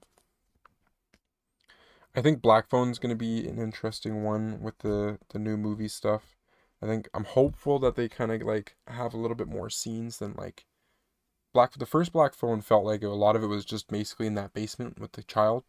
So I'm hoping it's a little bit more like kind of build the world up a little bit more. I felt like we only seen one house, which was kind of weird. But you love any horror movies? Then this year's been a pretty decent year for horror. They've had quite a few come out. Like we had the Hard Eyes, you've got the new Conjuring, you've got Megan 2, you've got what else came out? There's a whole whack of them. It's hard to keep up. I think they you said there was another exorcism one. See his oh yeah, and the Black Phone guy. Yeah, he has his new mask look. I wonder I wonder if like something's bad's gonna happen to him or if this second movie is just gonna be like an all out just bloodshed, like and he's just going to get even worse and just get away with even more and abduct even more kids. It'd be kind of funny if he did. Because it seems like for the first movie, there was a time where like he might actually get caught and he might be kind of like sloppy with his abductions, but something tells me no. The Witchboard. I haven't heard of that one. The Witchboard.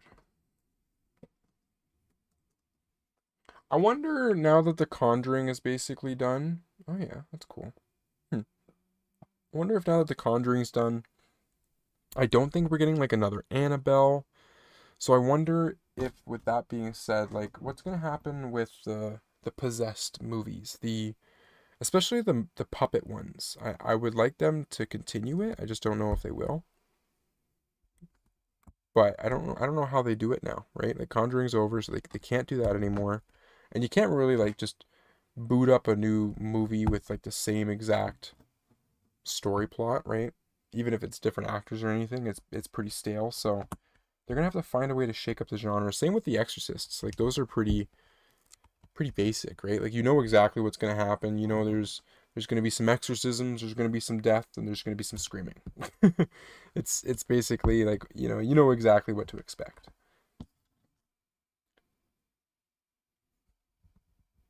Did I do that right? I think I did that right. Hopefully. And these go in between. Nice. Whatever little platform I'm building, it's starting to come along pretty well. That's another one that came out. Five Nights at Freddy's 2. Yes, we're getting that one. And that's another one I'm surprised. Like, I guess there's no sets or anything to come out for it. I don't see why we don't get sets for Five Nights at Freddy's. I think the animatronics could definitely deserve some sets of some kind.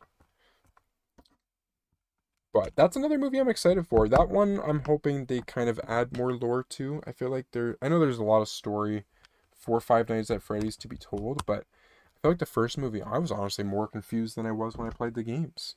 I played the original games and I thought I understood them a lot more than when I watched that movie. I'm like, what is happening? Like with Matthew Lillard, the guy that I don't know if he owns the business or if he just manages it and he hires like coworkers, but the guy that was the security guy, I couldn't figure out his role. Like, is he an evil guy? Is he a nice guy? It was very confusing. I'm like, maybe we'll find out more in the second one here, but he had me like puzzled, to say the least. But I think he played a good role. I can't tell. Like, is he on the side of what's the main character's name? I forget the main character's name, but is he on the side of him and the little sister, or is he against them? Something tells me he's not for them. The cop lady is kind of useless though. I don't know if she was thrown in there just for like a little love stint or something like that. But she ain't helping nobody in a real emergency. I just know it. I know that she's gonna be the first one to discharge that firearm and just get fired. I just see it happening. So he's not the owner. He's the co-owner. Okay. because he's William Afton, aka the first night guard. Henry's the owner. Okay, that's some interesting lore to know. Okay, so he very well knows exactly what is going on and what's happening in the establishment.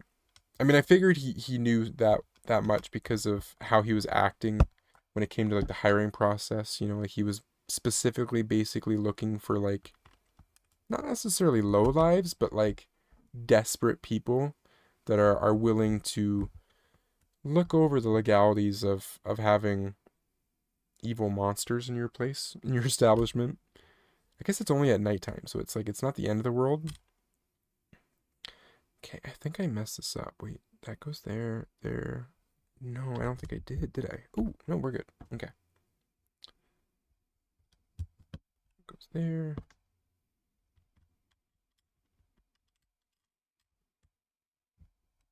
Huh. This is a really weird wave pattern that I've been building here. That one there. Just like a couple pieces that I'm missing here. I think that's it. Nice. So Mike and Abby and Laura are his kids. Have you played all the games? I played, I think, the first three. And then I think number four took like a couple years to come out after the fact or something. I could be off about that, but the games were a lot of fun. I'm hoping they do four movies, if that makes sense. I'm not sure how they've adapted the storyline exactly, but it'd be nice to get four movies. You know, I can't remember if the first one they had the fox in it or not, or if they didn't have the fox animatronic, but there's like a ton of really different cool animatronics to come, especially in the later games that they can bring out. But they got to make something. Like I don't even think they had just a regular toy line for the FNAF movies. I don't think they did any kind of action figures or anything. Maybe at like Toys R Us or something they have them, but in general, for the most part, horror stuff, you don't really see a lot of action figure toys. I know like you gotta either go to a comic book store or something to find them, and they're usually like kind of limited edition collector pieces. So the fox is in the first one. Okay. So they've already revealed him. So we're on bag number 14. We've done pretty well. What are we sitting at today for time? Not bad. Oh, it's 2 hours.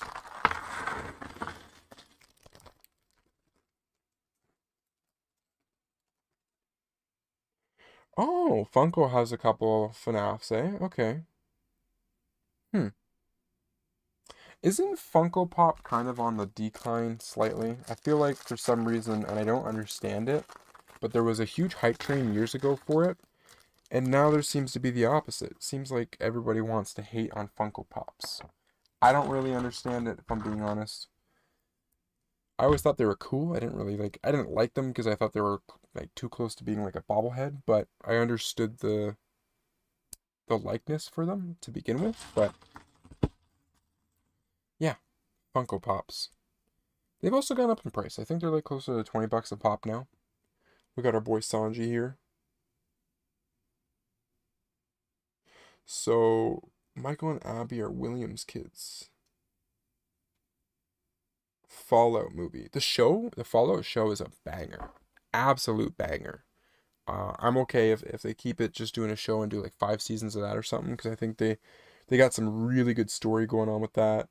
But no, I didn't realize that Michael and Abby are Williams' kids, so I guess that's something that'll probably get revealed in the second movie there, and will be some kind of like shell shock or something, which would be pretty funny, honestly. I think this weird tile piece here was actually the kitchen, is what we're building up, so that's kind of cool. Got to get Sanji's grill, get that built up so he can cook the group some food.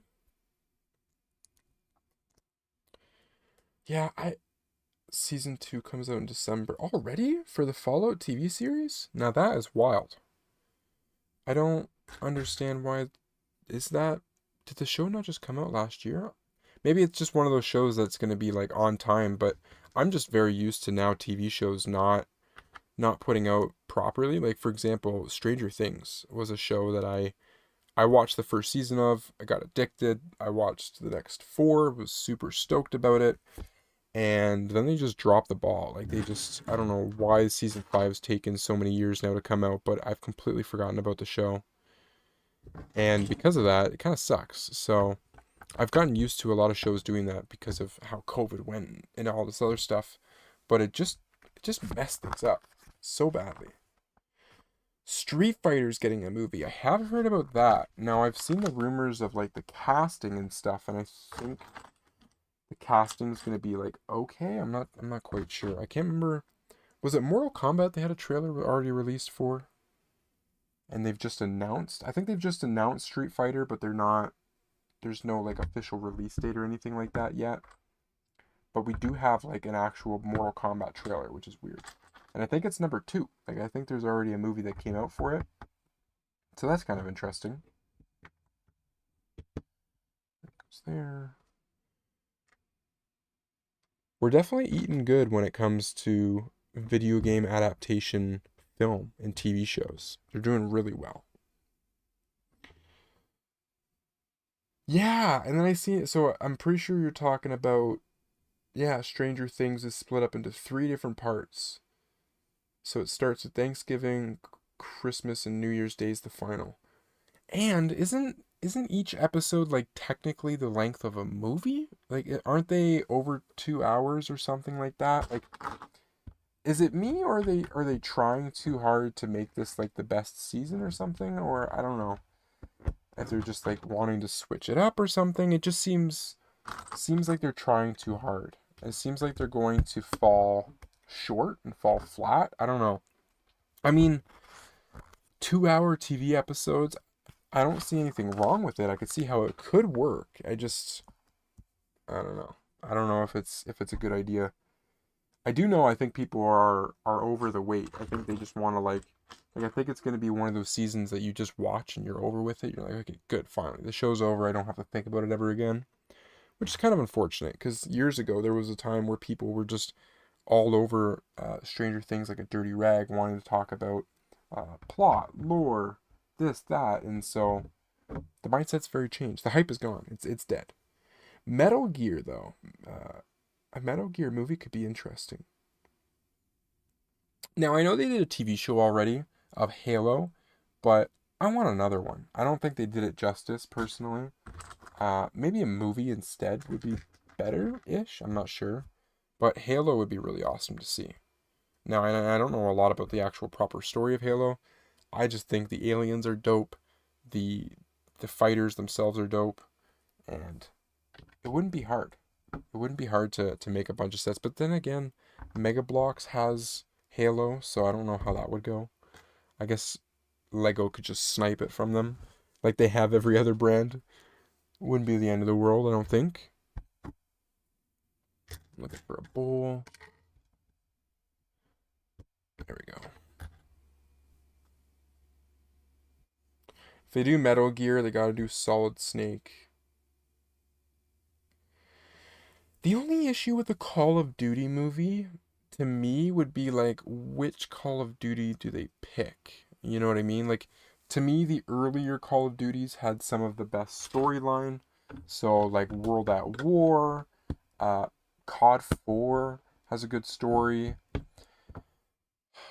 MW2 isn't too bad. MW3's got a pretty interesting story. Black Ops 1 isn't bad either. Like there is a lot of COD games that you could pick from, but I would pick one of the older ones, I think, if you're gonna do something COD. You want Shepard in it? Hmm. There is a couple iconic characters in the COD series that they can do something on. I think that's a franchise that's like slowly dying, unfortunately. I don't think COD's doing too hot. I think they've kind of messed the brand up a little bit. The price is pretty expensive.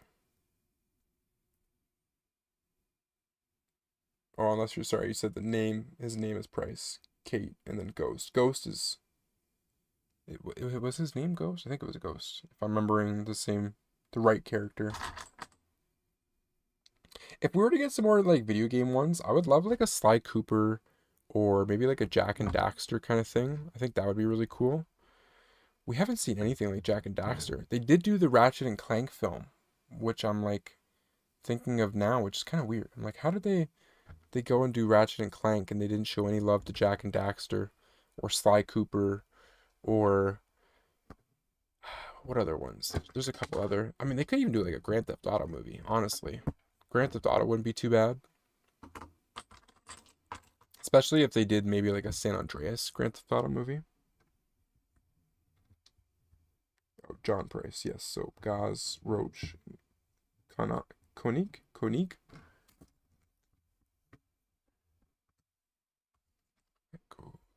Did I do that right? Yes. Okay.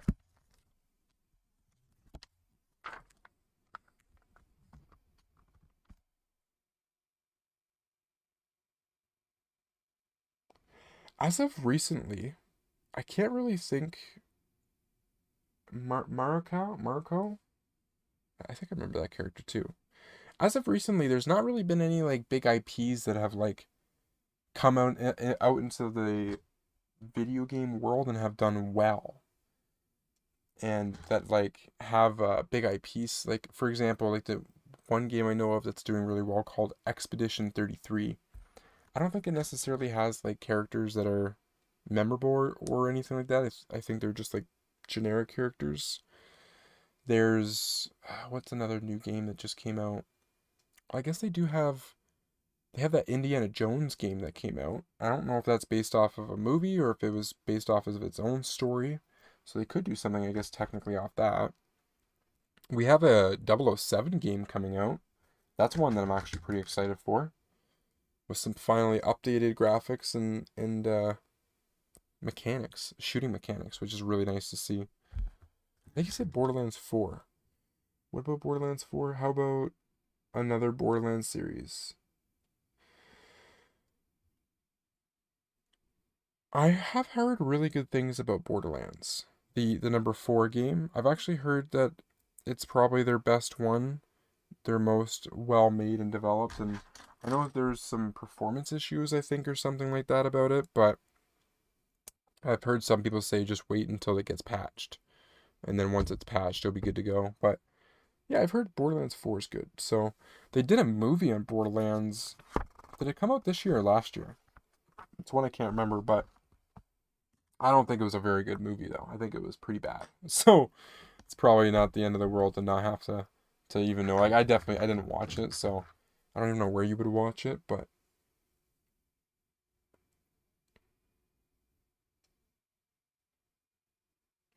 maybe they could do a FNAF Sun and Moon logo figure.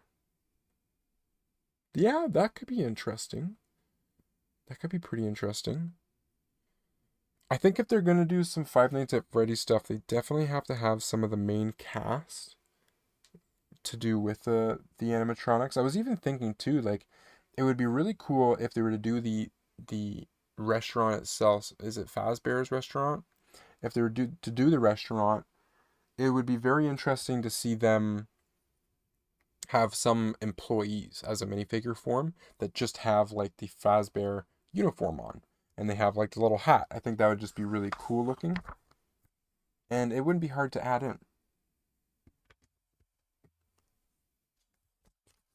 Goes there, goes there, boom.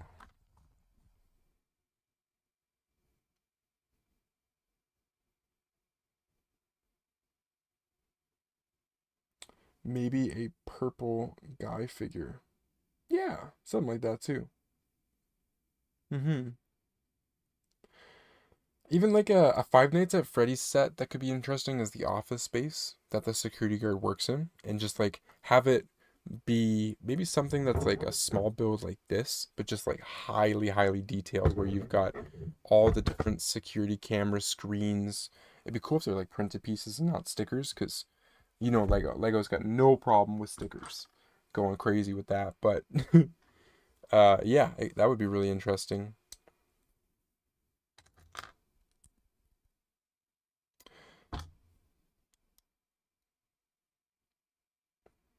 A Vanny figure.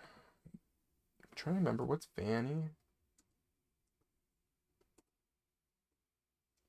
Oh yeah, the little rabbit. Pretty creepy rabbit. It's definitely a good one. That's one that they could do all day long, no problem.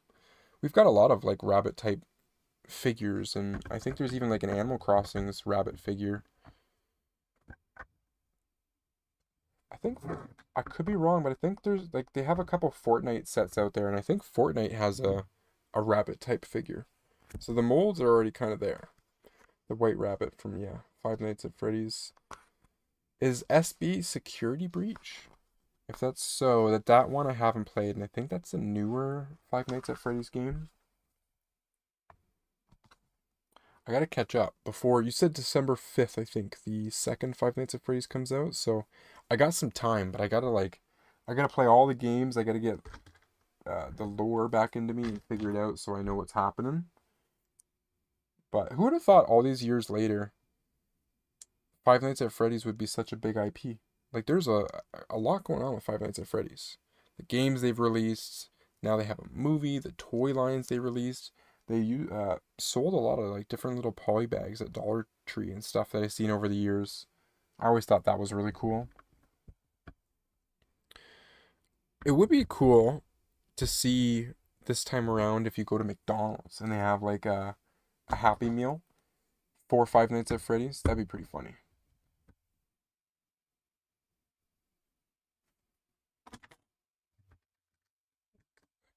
There. Huh.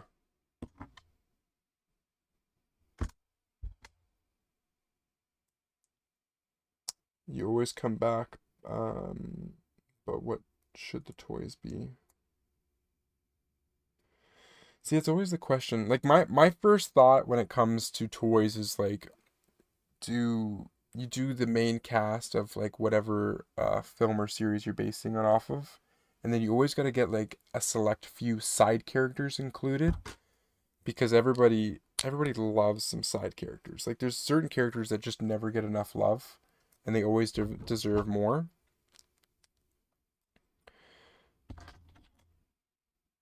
Like even with the One Piece sets here, there's a couple characters that I felt like they didn't show enough love to, that they could have showed more to. But there's I forget what her name was, and she's in the first episode of the live action here, and she's the fat, short pirate, and she's very pudgy, and she's the one that threatens Luffy first.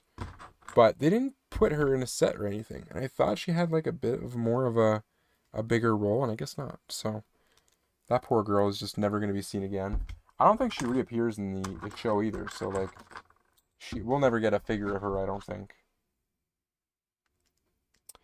Blackbeard.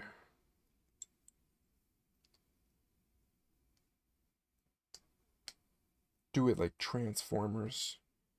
We need some Transformers sets. Now that there's another I think there's two Transformers movies coming out next year. I think there's an animated one and a live action. Or maybe they already had the animated one come out, but they gotta do some Transformers. They did Soundwave, I've seen, which is pretty cool. That's a pretty awesome looking set. Other than that though, I don't think there's much else going on right now when it comes to Transformers stuff. I don't think they did anything on the Beasts, which is kind of unfortunate.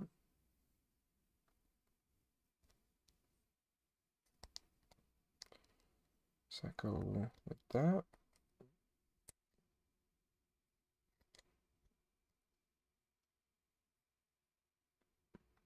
How did I do this? There we go. Okay.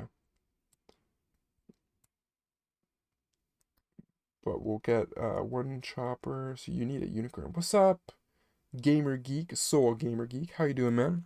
Happy Monday. Just chit-chatting about games and movies right now. What do you need a unicorn? Like what type of unicorn are we talking about here? A regular unicorn? Or is it a unicorn from a specific series? I mean, I'm all up for unicorns, but I want to say that we have some. I'm not sure from what Lego Thieves or anything like that, but I'm pretty sure we do have some. What are we doing? Ooh, we're close to hitting the 2 hour marker. You're not going to be here for long. That's all good, man. Thank you for stopping to the stream and saying hi. I appreciate it. Just chilling. So I appreciate everyone that comes by and says hi. Even if you don't have much time, that's all good. Not everyone's got a different amount of time to chill. Oh, it's a Transformers character. The unicorn. Transformers unicorn. Let's see. Transformers unicorn.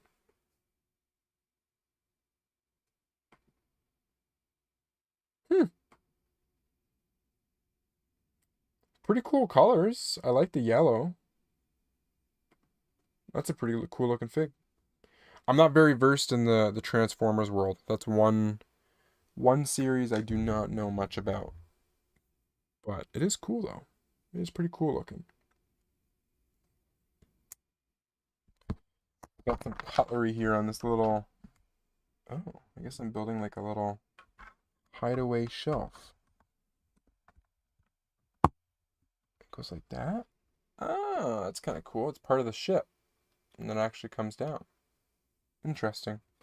Wonder if we'll be able to access this kitchen much afterwards or not.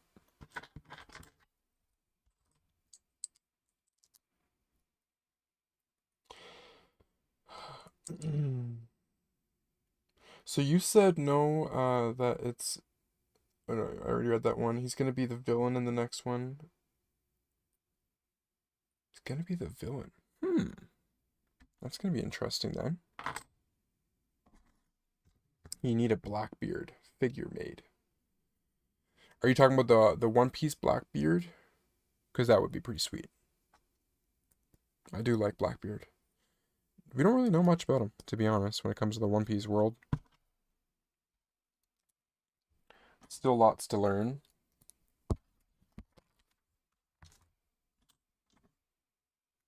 Goes there. Oh, we're just building like a center table right now. This kitchen's coming along pretty well. It's right there.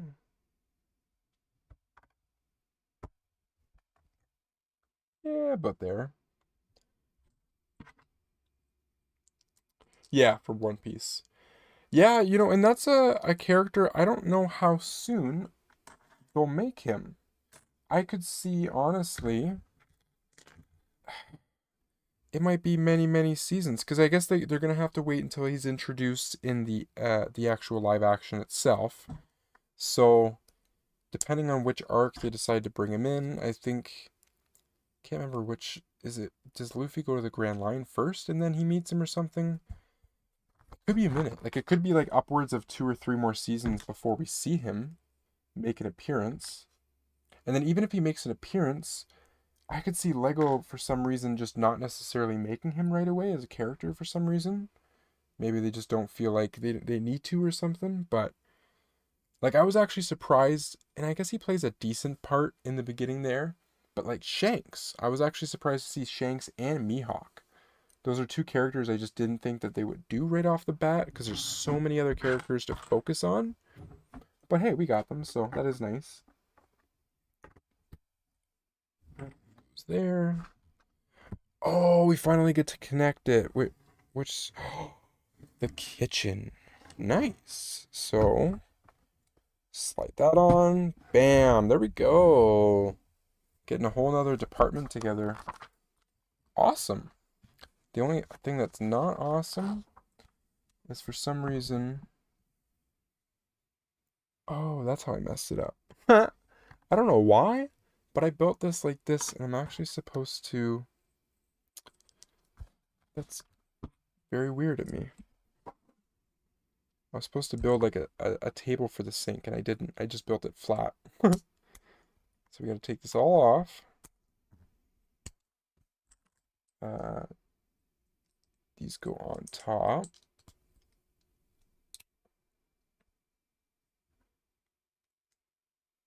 Put that back there.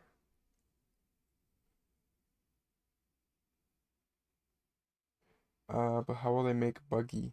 They've actually done Buggy the Clown. They have his circus tent, I think is what it's called. Yeah, I think it's called a Circus 10 or something like that. So they did do Buggy, and it's not bad. It's not bad of a figure. Just take a quick Google and take a look at it. It looks all right. It's I don't think he's like I don't think you can take all of his pieces apart like arm and fall off and stuff, even though like that's kind of how he is in the show. But yeah, they've already done Buggy, and that's one that now that I can see like they've done because they did a specific set on it. I was actually surprised that like Buggy got a set by himself, but they picked a decent scene for it, so it was a pretty big surprise. I'm trying to think like when it comes to the next season that's going to come out for next year, trying to guess. I guess because we got a little sneak peek video that Netflix dropped, and unfortunately, it really didn't show a lot. Like it literally was a sneak peek because I tried everything to see like set piece and design wise, like what we might get, maybe story wise, maybe they'd reveal something. Honestly, they revealed nothing. They showed a whole lot of behind the scenes kind of stuff that was very, very vague. And because of that, like I don't know. I do know where they're headed story wise because the anime is already done and told a story, but with the pacing's very weird.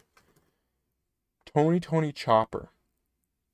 So yeah, we do get him in season 2, which means ideally we should get him in minifigure form, which would be cool. I'm hoping he's like a minifigure size and everything.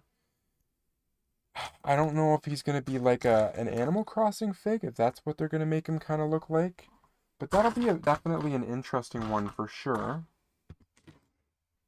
That's aside from him, I guess he's probably the main squeeze, you could say. He's gonna be like the big guy that you're gonna get for the big season, like the big reveal. There will be like number three.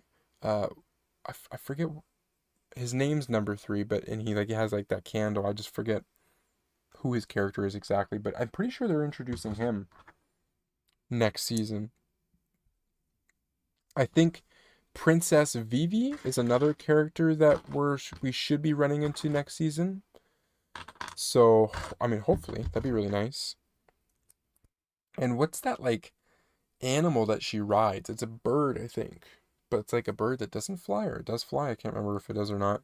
But that bird, I hope that they can make that bird into a fig size of some kind. That would be a really cool one.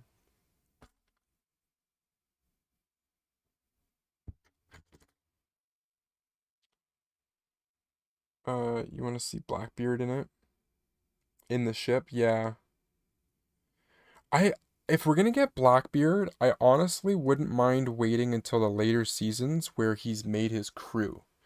Because he's got quite the crew. Like he's even got technically Mihawk on his crew. So there's a lot of figs there that they could do, and I think it'd be really cool to have Blackbeard's ship with his entire crew on it. I forget the one guy's name, but I think it's like Burgess or Burjays or something like that. But he's the one that kind of looks like a rugby player, and he's got like the striped shirt on, and I think he's a brute fighter or something like that.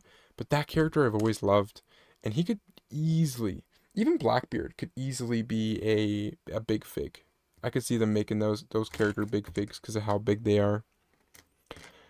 Avatar 3, is that what you said? I'm pretty sure. Did I mess that up? I did too. I'm pretty excited for Avatar 3. I think it's going to be a good movie. I personally, and this might sound kind of crazy, but I haven't watched the second one. After I found out that it's going to be a trilogy and that this third one was going to come out pretty soon after, I just said, you know what, I'm gonna wait. And that's kind of crazy. I know, I know.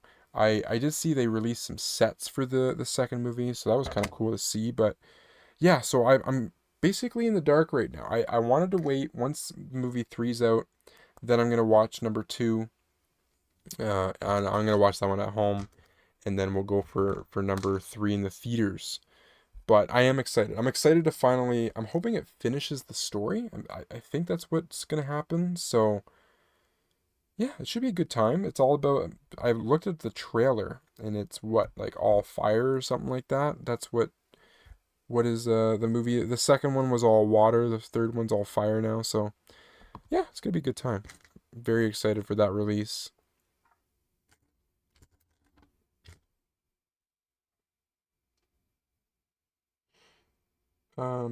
Do I like Meta Beard from the Lego Movie? Fire and Ash. Yeah, yeah. That's the third one. I don't know who Meta Beard is.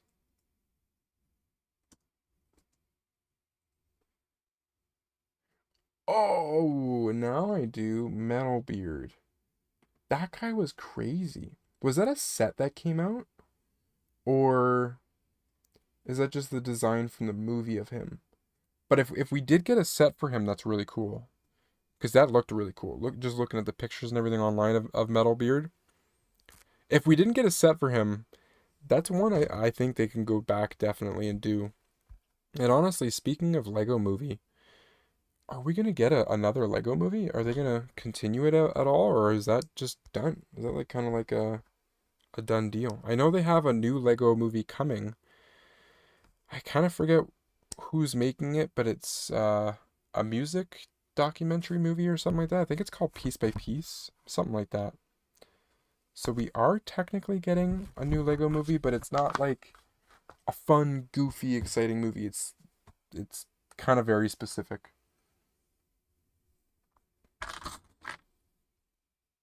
Uh, we are getting another Inside Out. Did we get sets for the Inside Out movies? I feel like we didn't. I feel like that was a series that just got shafted for some reason. Did we not get Inside Out 2? Uh, was it this year or was it last year now already? Some movies when they come out, you just don't pay attention, then all of a sudden they're like out very fast, and then they're already on digital and you're like, "Oh, a year's already passed since it came out." And you've never seen it. So, because we never meet Joy's counterpart. Oh. See, I didn't watch the second one. I watched the first movie. Again, another movie that just kind of passed by me. So I haven't watched the second Inside Out yet. I do know that the whole point of Inside Out 2 was that they added new emotions. Remember that was like the selling feature of it. But was that movie not one that like generated a like boatload of money? Like I think they did $1 billion for the Inside Out 2 or something. So it's a hit, definitely. Majority, I think, of Disney movies are hits, except for like that Elio that just came out. I don't know what is up with that one, but it didn't do too hot. It's like every so often, Disney has to get humbled and just have like an absolute flop of a film.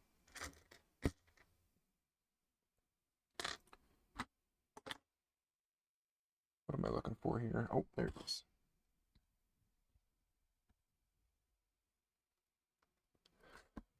Huh.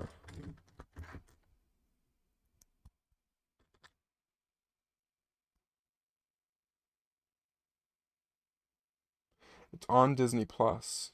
Okay. I'm uh I'm gonna add that to the watch list for Inside Out too. That's one that I'll have to take some time. I might even honestly have to watch the first one because I don't know what it is. I just when it comes to like movies that are part two, part threes, I'm constantly having to rewatch the old ones to remind myself so I can just like fully understand the story because nothing worse than throwing a movie on that's a part two or part three and you're like, what happened in the first part? It's like I'm missing so much context.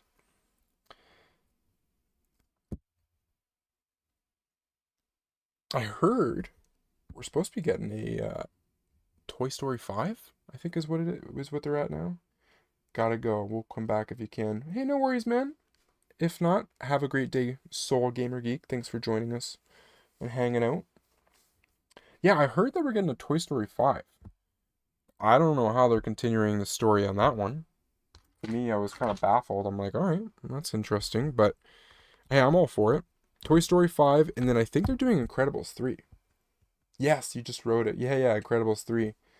So, yeah, that's interesting too. The Incredibles 3 one, I understand. I feel like there's definitely more story to be told. I think it was last year that I watched the second one or something like that. So, good story. I honestly, I like the second one. I like how updated the graphics look too. They honestly crushed it with the graphics. But Toy Story 5 one has me a little puzzled. I feel like they've told a lot of story in that series now, and I don't know if they really need to continue it or not, but yeah, they are. So we get another one, why not?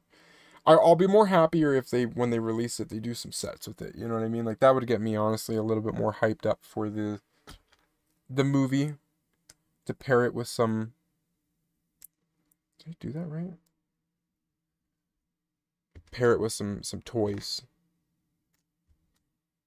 It adds another layer of like excitement.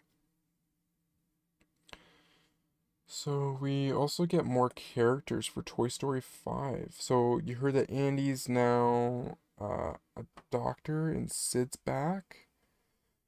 We also get more characters. The villain is her iPad.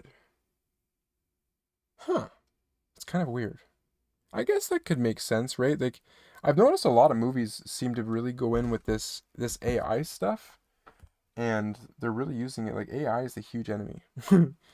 Which, again, it makes sense. I mean, what would be cool to see in Toy Story 5 is if the main plot is all about toys fighting against technology. So, like you said, the tablet being the enemy, maybe computers are like its backup or something like that, and like security camera is like a way that they use to control the toys. That would be a really, really cool movie concept where it's like the takeover of the digital era against the physical era. That's something I would be all in to watch, definitely.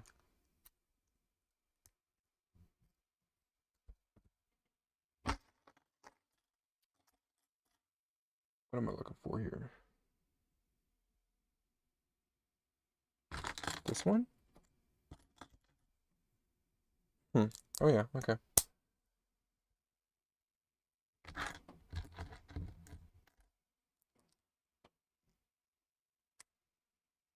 Conan O'Brien is playing it.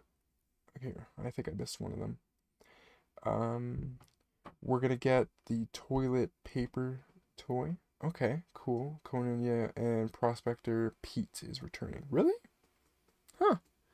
So I assume with any like returning characters, they're gonna have the original voice actors and stuff for it. You can only assume. But no, that's pretty cool. They Toy Story is one that like I'm not really getting sick of it. Same thing like honestly the Shrek. We've got another Shrek coming out, which is just like wild. And I'm not really upset. Like I will say the animation looks a little weird. I don't know how I feel about it. I'm not necessarily hating on it. I just found it to be weird after like all these years. They're like, yeah, we're just flipping a script. I know the Puss in Boots movie was its own animation, which I was totally fine with. But to change up Shrek, the original Shrek, I don't know. I don't know if it's going to be a good or a bad thing. Only time will tell. You need Zurg back. Yes. Now, Zurg, was he a character that got into like, because I know they did some Toy Story figs, but I don't think Zurg was one that got into Lego form. There's quite a few that aren't. Like, for me personally, I think I only have Buzz Lightyear. Other than that, I don't think I have any other like Toy Story figures. And I'm forgetting what the T-Rex name is, but I would absolutely love to have the T-Rex. That'd be so cool.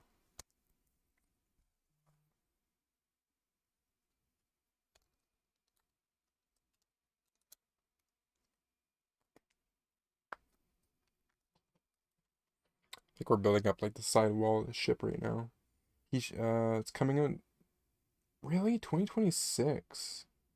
Oh, for the Toy Story 5? He should be. His name is just Rex. Cool. I guess we're gonna have a lot coming out in 2026, aren't we? 2026 is gonna be, and 2027 I've heard is gonna be a bit of a wild ride when it comes to releases for stuff. So I mean, I'm excited. It's a good time, right? Like, why not? Like, the more the merrier to me. I mean, I know sometimes, depending on, especially with kids' films, you have too many of them come out, and I think we've seen it this year. Parents get burnt out. They can only afford so many movies and stuff. But you know what? I'm all for it. I think it's awesome. Especially with Disney, the more movies they release, they put a bunch of them on their streaming services. So You know, not everyone has to go to a theater to watch it now, which is kind of cool. Like, for example, How to Train Your Dragon, the live action. I haven't watched it, but I am waiting for it to go on Disney Plus. So that's one that I'll just watch when I'm at home. And because it's just one I was like, you know what, I don't feel like going to the movie theater for. I went and I seen the Moana 2 and I seen the live action of Lilo and Stitch. Those were not too bad. And I was kind of burnt out. I'm like, I'm all Disneyed out. So any other movies I was like, I'm gonna just wait for. And honestly, the wait's not that long. It's been what, like usually it's like 2 months or so after they release is when they get thrown up on Disney, so not bad at all. It said you're waiting for Scream 7? Is that what I read? You're excited for Scream 7. And Quiet Place 3. Now, I'm hoping John Krasinski reprises his role in that one. I'm really, really hoping that he actually comes back. I know he directed, I think, all the films and like even the Quiet Place Day One, but I liked his character. Same thing with, I think it was Emily Blunt that played the other girl in that one. She's got to come back as well. It's like please bring back the original characters. I thought it was so cool, and then all of a sudden they went in a completely different direction. It's like they went the Purge all of a sudden on the Quiet Place, where they're like, we want to continue the story, but just do it in different areas with different types of people, and it's not bad. It's okay, but I just liked what they started with personally. But Scream 7, that one won't be too bad. Oh, come on. So close with that piece. There we go. I think that's all the pieces there. Kind of wrapping up this bag here. You know, in real life, they are both husband and wife. Are they? That's not something I knew, if I'm being honest. That is cool, though. I guess that would kind of make it interesting to have to do a movie together. I mean, you're already seeing each other, you know, all day long. And then now you gotta go to work together. But even weirder too that like John Krasinski's like the director, and then like Emily Blunt is his wife and is starring in the movie. So she has to like not only listen to him, but take orders and directions from him. One movie I really liked, and it's a Disney one. It's called Jungle and the Cruise, I think. It's the one with Emily Blunt and Dwayne the Rock Johnson. I would love to see a number two. I know it's a movie. I don't know if it did great. I think it came out during COVID, so it kind of got lost in the sauce. But I actually enjoyed the concept of the movie. I thought it was really cool. It was a fun little adventure film. Same with the Jumanji remakes with Jack Black and Kevin Hart. Didn't mind those at all either. And I think they are actually coming with a number three Jumanji. So I'm all for it. I don't mind them again. They were all right. Fun little easy movies to watch. So you said it comes out February 26th. 2026. That's when Scream 7. Okay. So still not too far away. Like, you know, anything that's in January or February of next year is not far away. Like it truly is not. You know, it might feel far away, but the months, I tell you, they're gonna fly right by. And anytime a movie gets announced and it's like 3 months away, even 4 months, that's not a lot of time at all. You really think it's a long time, and then all of a sudden it's like boom. It's there. Time be flying. So your birthday is October 1st, or sorry, November 1st. Late in the year. Late in the year. Not bad though. It's like you're just before the rush of Christmas. So you've got that. That's pretty good. You know, everyone's not too distracted yet with the holidays. And then I guess you're kind of right around the corner though from like Black Friday and everything, which makes it a little chaotic. Some birthdays, depending on where you land on the time of the year, just sucks. You absolutely miss out. I think I messed that up. I did too. Man. Like some people, for example, if your birthday is on Christmas break, anytime honestly between the 18th of December all the way up to basically the 31st of December is like a horrible time to have your birthday. It's just absolutely horrible. Day of the Dead also. What about Day of the Dead? Is that a new one? Let's see here. Day of the Dead.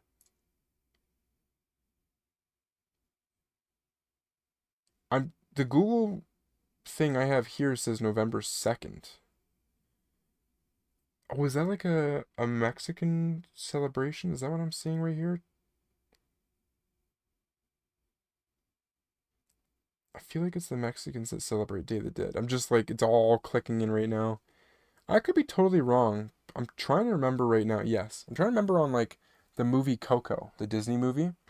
From what they explained, isn't Day of the Dead partially because of Halloween or something like that? Or it's their version of Halloween or something like that? Something along those lines.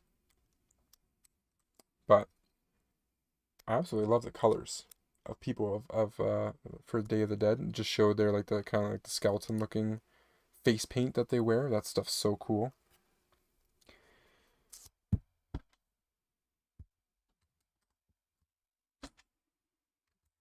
There. Boom. Oh, I think we're missing a couple pieces.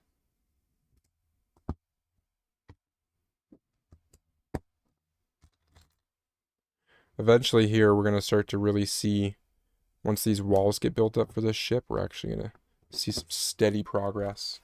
Already not looking too bad. Ooh, sticker time. My favorite time of the day.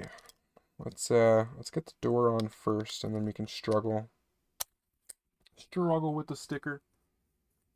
This one's gonna be a pretty big one. What are we looking for? Sticker number 6. Oh, this isn't too bad at all, actually. A really cool skull chef. Let's just see. Let's just not mess it up too bad. Not bad at all. Yeah, it's pretty cool. So in Mexico, it's called Dili de los Muertos. Daily Day. Yes. Yeah. Yeah, it's very cool. I love that every country has different types of celebration days. It's very awesome. Now I could be wrong, but that one for the Mexicans, don't they use a lot of like flower petals? Isn't that kind of like what their big day thing is? Yeah, beautiful colors. Beautiful. Let's get our door in here. Wonder where this one goes on which side of the ship. Oh, there's a couple more pieces we got to do before we add it. Where are these things? Gold. One more. Nice. Oh, one day this ship might be done. Does that one go right? Ooh, a little slippery. There we go.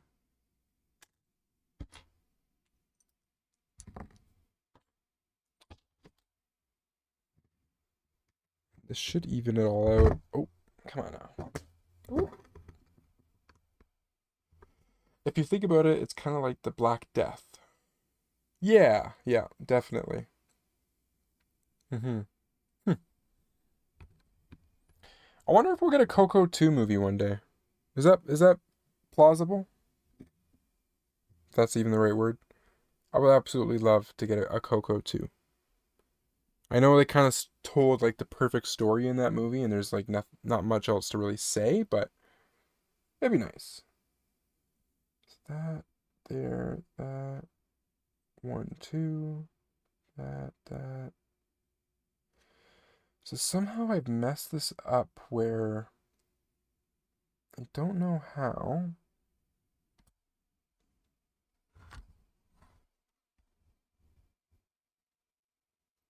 Here, I think I missed a piece. That goes there.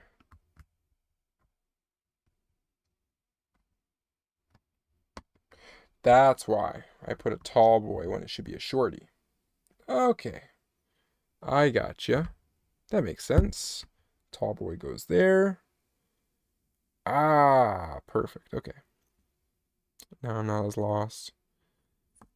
Although I think I still messed that one up too. Just gotta do a little readjusting on the pieces here, but we're back on track. That's good. Oopsie. Leave that there. We use some long boys? No. Yes?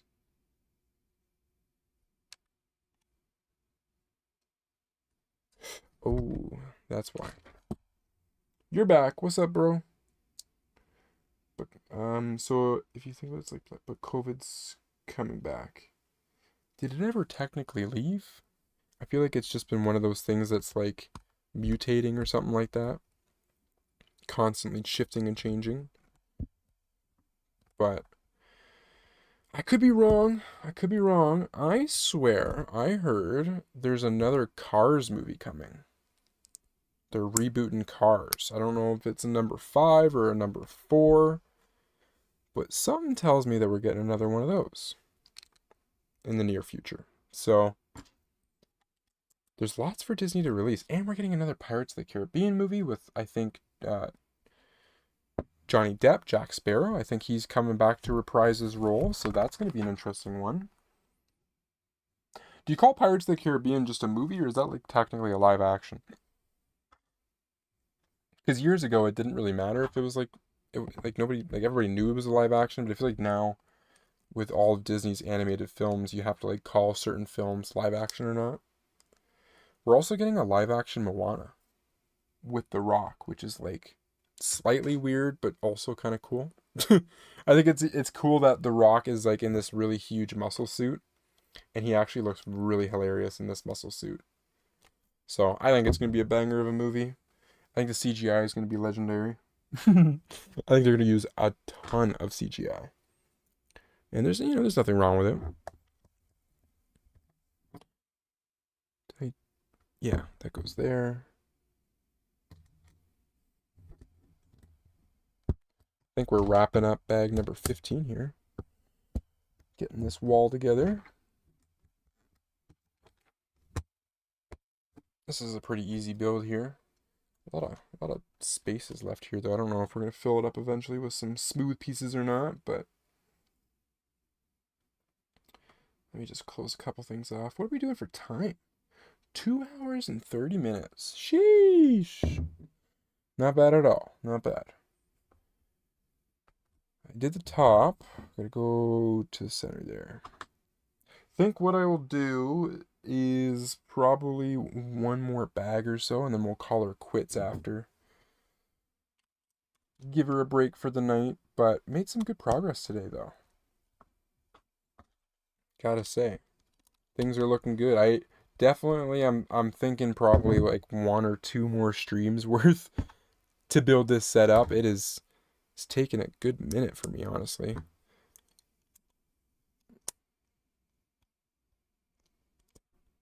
Right there? No. Come on. What is going on here? Did I do that wrong or right? Oh, I did that wrong. Hold up. Gotta get some kind of stud in here. There we go.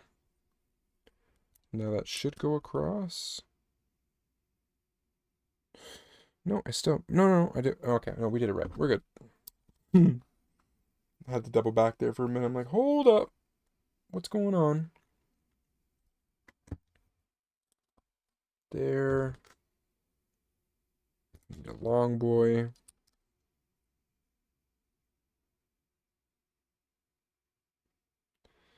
Now, how did I mess that up? Okay, we're gonna backtrack here a minute. For some reason there's some type of piece I'm just not seeing properly. What have I done? That one goes there. I'm supposed to put a black piece here and something else. I don't know why I put other pieces, but that goes like that. Where's our little angle guy? Yeah, okay. Okay, and then that goes there. That makes a lot more sense, doesn't it? That's there. Okay, we're back on track. Perfect. Good stuff. Yeah, that looks a lot better. Definitely had it completely messed up. Ooh, let's backtrack today. We did all that. We did that. Why is this one the complete opposite? What have I done? No? Okay, no, we're still adding more to it. It's just different gray pieces. There it goes there. Boom. Little gold. Gotta add a little flash. Like that. Oh no. Oh, I see. Gotcha. You're supposed to put that flat, I think, right? No. See, that don't make no sense. Hold up a minute. Hold up. I already messed it up again. Okay, yeah, that's like that. Gold. And then it just connects like that. Like, why is it so loose? Why is it so loosey-goosey?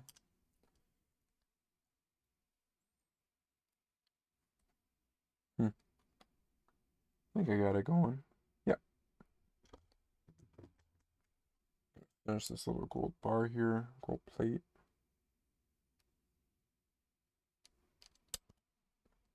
Like so. One more, right? Yeah, yeah. Okay. Oh, no.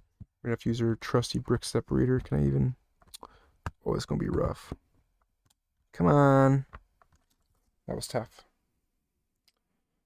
It's connected to another one.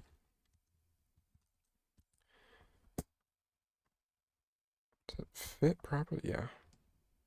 It's supposed to be slanted there. These slope pieces are like so aggressive. You gotta be right on with them. There we go. Oh, it's all falling apart. Squeeze. There we go. One by one. So that's that instruction.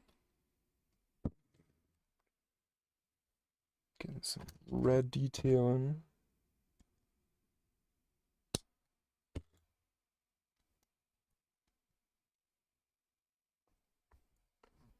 Where did those brown ones go? Oh, right there.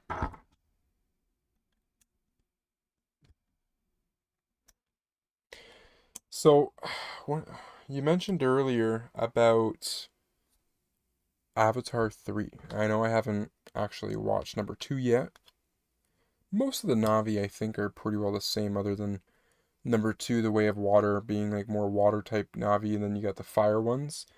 I hope they do a lot of sets for Avatar 3 because I think it's supposed to be the final, right? It's supposed to be like the big last kind of hurrah. So fingers crossed that they do it justice and they kind of go out with a bang. They had a game come out for Avatar. I think it got good reviews. I think people actually like the game. So yeah, they gotta do some more sets and stuff. Keep showing it love.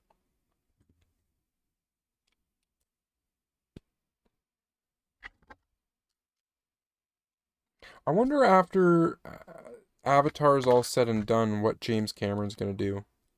You know, he's a guy that really hasn't. He's made a lot, but of like a lot in his specific IPs. So I'd like to see him do like one more ginormous type of something before he gets into like full blown retirement or something like that. He's got to have like one more big project in him. He spent decades on this Avatar stuff though, which is honestly absurd. Like it's crazy how much time he's actually spent on it. He has spent a crazy amount of time. I mean, Avatar is his bread and butter. I don't know if he's honestly going to make anything any better than it. I feel like there's no way to top it. It's almost impossible, but if there's going to be someone to do it, it's definitely going to be him. He's got a chance of doing it. I think it'd be kind of cool if maybe he like switched up genres. Maybe did like a just an action film or something like that. It'd be wild if he did like a horror. That'd be kind of crazy. So there's that bag. That's bag number 15. We're going to open up bag number 16 and give her a build. And then I think we're going to call it quits there. There's still a decent amount of pieces in here. We'll see if 16 takes us to like, what, maybe 3 hours-ish? And then, yeah, then we'll definitely call her quits there for the evening. It's been a good stream so far, though. Again, thanks for everybody that's popped on by and said hi. Not bad for a Monday chill stream, right? Not bad at all. Making really good progress on this build, though. I gotta say, like, it has come together so well. We built up this whole little kitchen. We built up these nice tables, that there. We've even upgraded this a little bit here. And then now we've got this whole wall piece here going on. So, a lot of development, which is, again, great. Good stuff. Now here, I think we're building a different piece of the ship. A different section of the ship, I should say.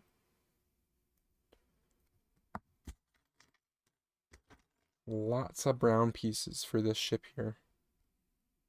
I think we're getting basically more into all the detail stuff now. I don't think there's much more of like structure to have to build, honestly. I mean, the structure is kind of like this. It's just building all the walls around it. So it's probably going to be kind of repetitive to do this. I think that opposite wall is basically the same thing, so yeah, I do expect at some point to basically be doing kind of the same repetitious build types, but you never know. You never know. This build, for the most part, has been pretty unique so far.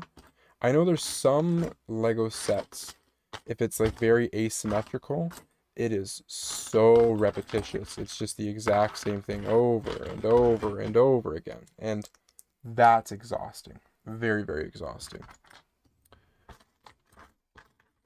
So I'm glad this set's not like that, you know, because it definitely could have been like that, but it's not the case.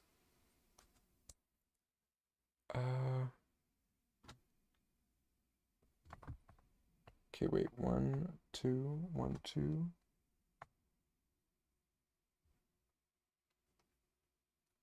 How did I mess that up? Hold up a minute. That goes there. This guy goes there. Right? Yeah, okay. And then we need one more. This is a long row that we're building up here. Look at that. It's like 20 studs long. And then we're going to take one more orange boy, put it on top of the black one. This is actually pretty easy. I'm just building the wall. Pretty straightforward. Nothing too complicated about it. Put up 4, right? 1, 2, 3, 4. 1, 2, 3, 4. I'm gonna get some red stuff together now.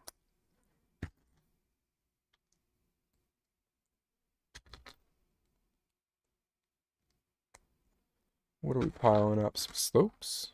Okay. I need a 1x2 and a red 1x3. Boom. So now that we've gotten some Spider-Man CMF from that new animated movie that came out, I think it was last year it came out, or maybe it was earlier this year, but the Across the Spider-Verse movie, I'm hopeful that we get some more CMF that are like that, because that was a banger of a set that they released for the CMFs. I've got 8 right now. I did 2 openings recently on it. I've got 8 of the 12 figures, and I want them all. Like, if I can get my hands on all of them, I'm getting my hands on all of them. That set of 12 is the craziest set of 12 figures I think we've gotten in a couple years. And I'm hoping they can continue that ride. Like, they crushed it. They killed it. They also... Does that go like that? It does too. And then... They gave them a lot of detail. All the printings are really, really high quality, well done. They gave him a lot of accessories. The Mayday Parker one's a really cool one with the little baby. I think that's adorable. There's a ton of cool figs. The Spider-Man 2099's got a beautiful cape. You've got India Spider-Man with a super adorable cat. Yeah, every figure has just got something. Cyborg Spider-Man's got some wild printing. Like, absolutely wild. I'm hoping they do something with like a more regular kind of name brand with the CMFs eventually. You know, like a Five Nights at Freddy's CMF could be wild. That could be really cool.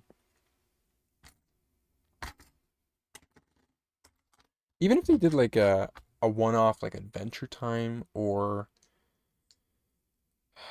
what's it called? Gravity Falls. That could be a really cool one as well, I think, to do. Lots of different stuff they could do with CMFs. And you know, you just do one-offs. Like they're one and dones, and then you never talk about it again. You never make them again, you know, so it makes them a little bit more rare. That could be really cool.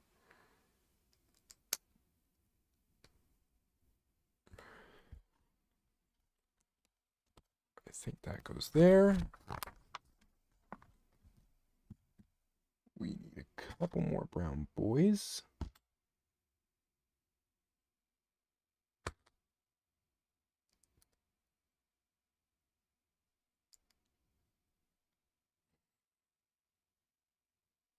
Cool. How does this go on? Some smooth tiles. Where's our smooth boys?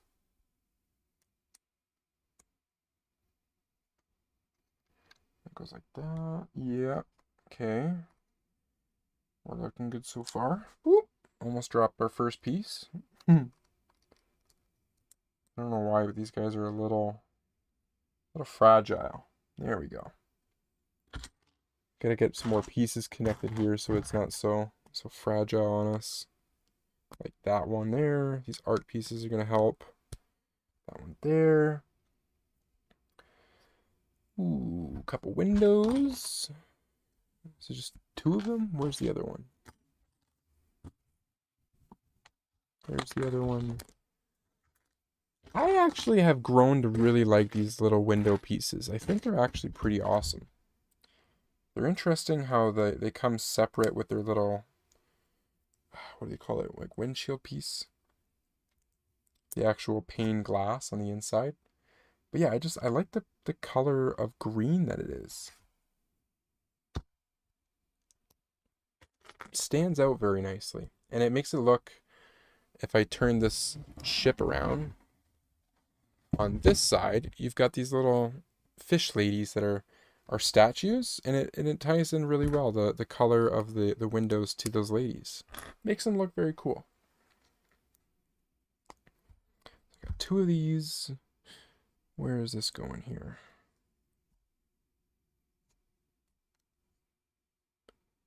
Now, how does that work?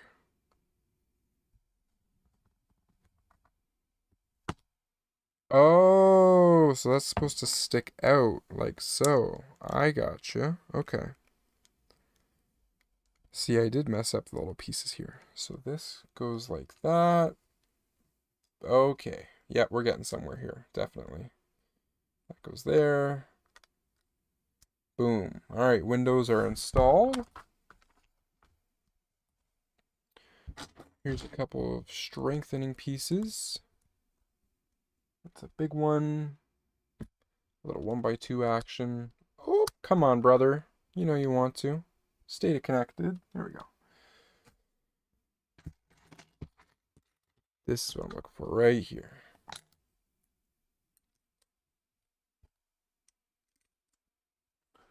Boom, boom. Very nice.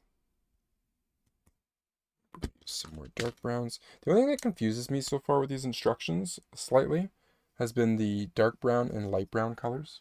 Kind of hard to tell the difference in between each book, but we're working with it. We're working with it. These are a weird sectional piece here. This one's gonna go in between some other pieces. Where'd it go? Where's our tall boys at? There they are, right there. So he goes there. This one goes there. I'm hoping by the end of this bag, we'll be able to actually connect these onto the ship. I'm hoping that they're not just stuck by themselves until I can open up another bag. This is going to be our final bag here, so fingers crossed we can actually put the walls on, because I think it would make the ship look a lot cooler. But you never know. Might have to wait a little longer. Let's get that one on. That goes there. Definitely. Perfect. And then these boys, I think that goes like that. Perfect. Very, very nice. Two more. This wall's coming along very well. We need a tall boy. Like that one right there. I think this one, I think I was supposed to put one more piece. Like a tall, yeah, tall fat boy. So then they're all together. There we go. Man, I was supposed to do the same thing with this guy too, wasn't I? Of course I was, of course. It's funny the little micro details that you end up missing sometimes. Okay, so we got all those ones. And then now we gotta do just a simple little 1x3. Is that it? Nah, why would that be it? That'd be a little too easy, wouldn't it? Let's get another one of these little slope pieces with some gold. You always gotta bling out the gold piece. Boom. Little 1x1 action. Okay, so I think that's about it right there. What's happening here? Got some long and some short pieces connecting. Where is that other short piece that I just see? Oh, you know what? No, we do use this one. Okay. I'm the wrong one. Of course it is. That makes sense. That goes there. This bad boy. Finally getting to use some of these red pieces here that have just been chilling for a hot minute. That's kind of nice. There. Little 1x1 action. Slope.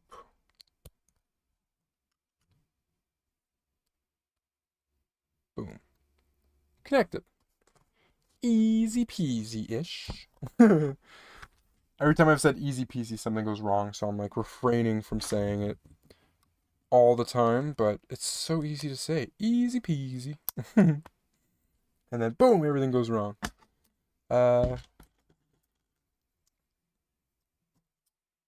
really too fancy, honestly, about this last two bag builds. They've been pretty simple. We're just doing like some wall action stuff here, building it up. Nothing too cray-cray. But we are nearing out, not gonna lie, close to 3 hours, which is honestly wild. Surprised I actually lasted this long today. I'm pretty happy with how long I've lasted for the stream, so makes me happy. I was hoping for a couple hours, because I know at least if I do a couple hours, it means I get a decent amount of bags done, and that was the main thing, as I was like, I didn't necessarily want to do a long stream, I just wanted to get a lot of bags in, but we kind of killed two birds with one stone today. We opened up a lot of bags, and we actually have built a ton of this stuff. Like, the set piece, it's still probably 2 solid streams away, unfortunately, before being done. This is a way bigger set than I honestly at first anticipated. I remember when I bought it, and I'm like, I wonder how long it's going to take. Like, just 1 stream, 2 stream, just a couple hours, right? No, I was wrong. This is taking away my life force. This is taking my entirety of my life. Nah, it's good though. It's good. This is the longest I've spent on a build, so I really didn't know what to expect, honestly. Oh, I still messed it up somehow. I found a way to mess it up. Boom. There. This guy back on. Now will the red connect? Of course it will. Definitely. There. 1x2. one by ones. Yes, these ones right here. Red on top, brown on the bottom. Yes. We need a weird looking slope piece. Is that the right one? I don't think so. No. No, we need an even weirder slope piece. Ah, I'm just not seeing it. Why am I not seeing it? Is there something I'm missing? There is something I'm missing. Oh, right here. That's where it is. Okay. It's like a custom slope piece. It's kind of weird looking. There. This one goes like that. And then we get the long boy. Boom. Now we got some type of trim work going on. What's my favorite Lego set of all time? That's a doozy. To try and tell you my favorite Lego set. You know, just off the top of my head to throw it out there, I think it would be the MTT. And that's from Star Wars. It's this droid battleship. It's just iconic to me. The scene with Jar Jar Binks when he gets shoved underneath of it. The MTTs are very iconic into the original series. So yeah, I would go with that one. And then I think my runner up next to my favorite set would probably be the drop ship with the ATTE. Is the ATTE or the ATOT? It's the ginormous dropship one. That ship is so cool, and I never got my hands on it, so it's one that I really wanted for my childhood, but hey, maybe one day. It's like a very expensive set, though. I think the dropship one is like well over like $1,300 or something wild, so it ain't no cheapie, that's for sure. But yeah, that's just off the top of my head. Those are my kind of my favorite ones. Mostly it's probably going to be Star Wars stuff for the most part. That's kind of what I'm most nostalgic on. I got a couple Exoforce, some Bionicles, and some different Alien Conquest sets when I was younger. So those are some like a little bit more or less common sets. But everybody knows the Star Wars staples, all the main ones. But yeah, what's your favorite Lego set if you're still hanging about? Comment down below. I'd love to hear what you like for your favorite. Everyone's different. Not everyone likes or has a favorite Star Wars one, which I always think is interesting. You know, some people like SpongeBob, some people like Indiana Jones, some people like Pirates of the Caribbean. Lots to pick from, which is really cool. And there's really no wrong answer either, right? You can have your opinion, and there's still so much more in the Lego world to love. Did I do that right or wrong? There it is.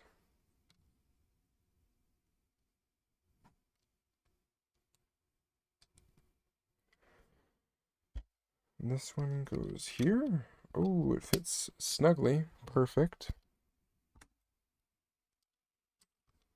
Snugly kind of sounded like I said the word Dudley, which is the fat kid from Harry Potter.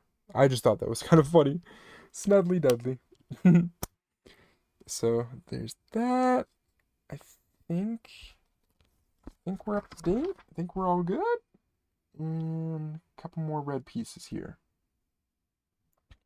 It's like we're adding all the finishing touches, all the smooth pieces.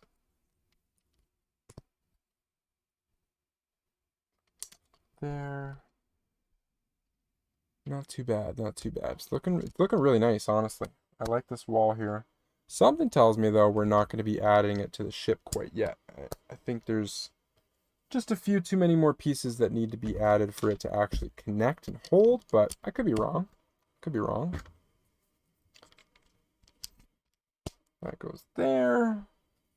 What else are we missing here? There's one more of that. We got a 2x4 one. This thing. That one. Anything else, or was that everything? I think that's definitely it for now.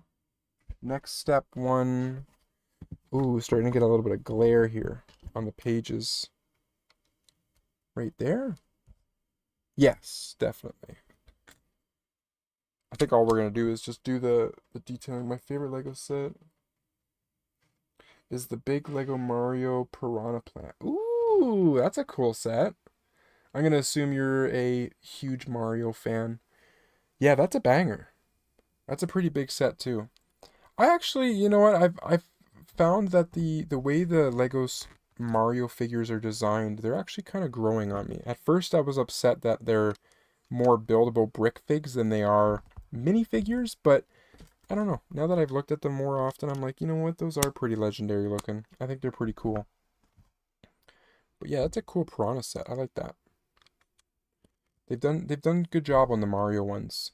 I have seen, it seems unfortunately they're going to be retiring a good amount of the Mario sets going into the New Year's, which is kind of surprising. So I don't know if they're making room for some new Mario sets or something. But if you're looking to get some new Mario ones, keep your eyes open. They might go on sale or something before they disappear.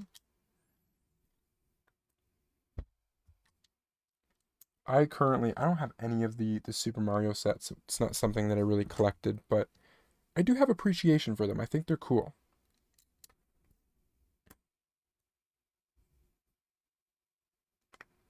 Did I do that right? No, I did not. What did I do wrong here? So that goes there. We need... Is there one more? I'm a little puzzled here. I think that's what I did wrong, right? I don't think I was supposed to put this one, yeah, up there, like that. Get a little one by one, put it down.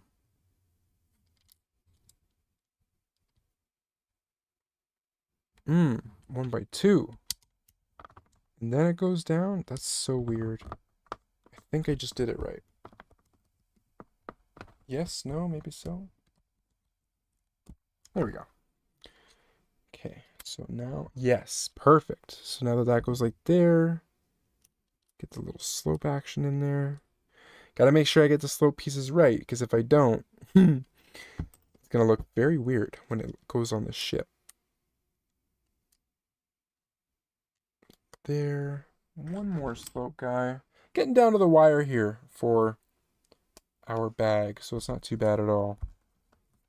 I think I missed a red piece. Yes, I definitely did. Right there.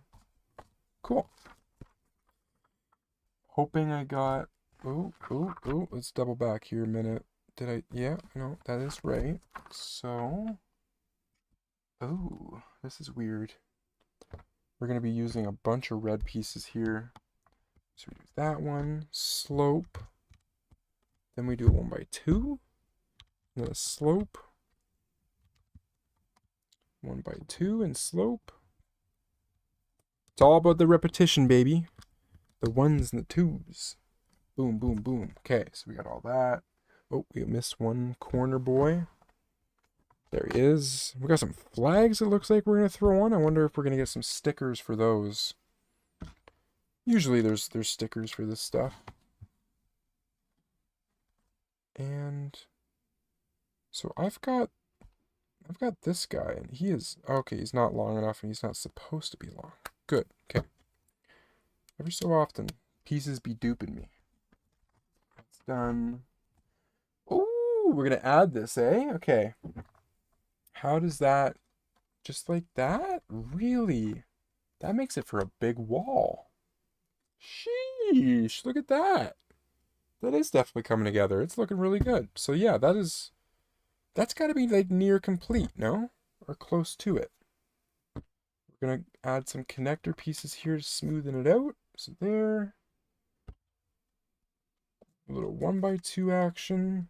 2 by 4 smooth. And this one goes down. Yep. Boom. Laka. Ooh. I'm really hoping we can connect this to the ship itself. It's basically done. Move out of here, little fly. I don't know where you came from.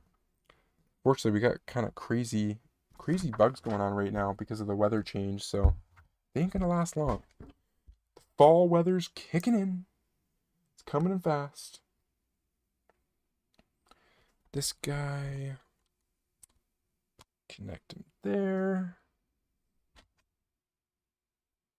Where did this one go? Right there? Oh, okay. Last couple pieces here. And then this wall is all done. This guy.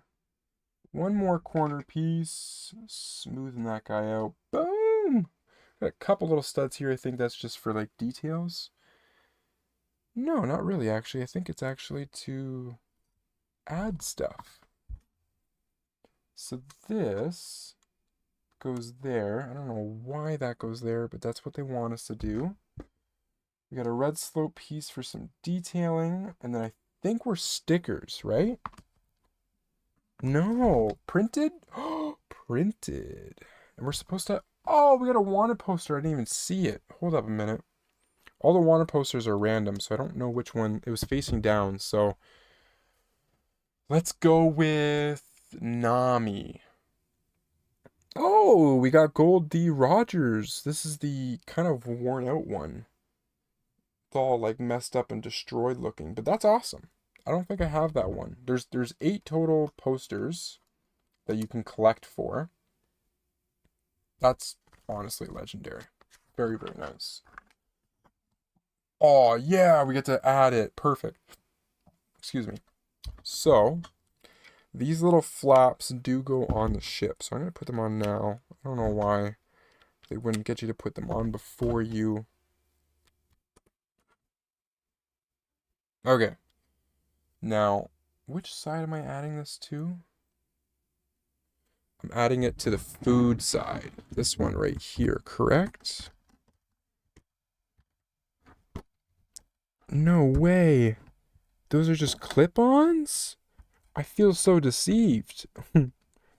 That's crazy. And then this bad boy should be able to just click clack in like that. Boom. Let's close the shutters.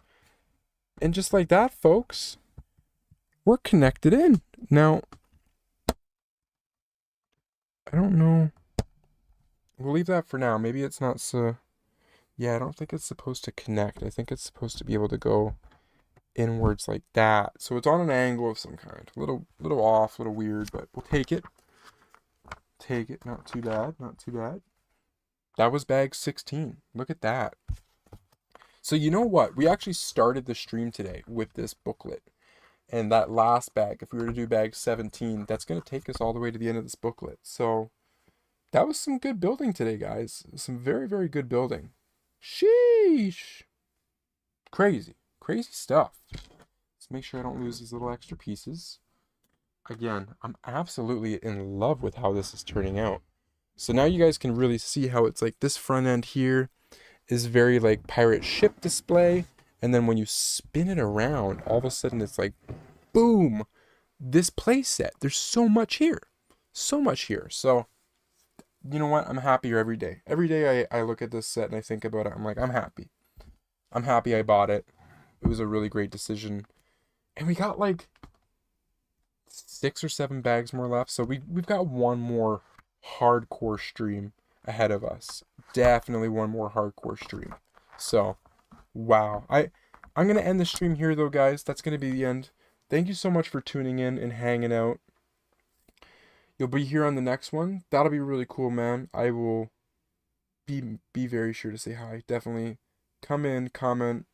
I'm not sure when I will do that next stream. Midweek. Today's only Monday, so maybe Wednesday or something we'll do the final build stream, because I got some ideas for some other streams coming this week too. So we got to finish this up first though. I like to try and finish my projects and then move on to the next one. So right now my mind's focused on this set, and then when it's done, we're going to get into the other ideas I have. But again, thank you for tuning in, everyone. And yeah, peace out, guys.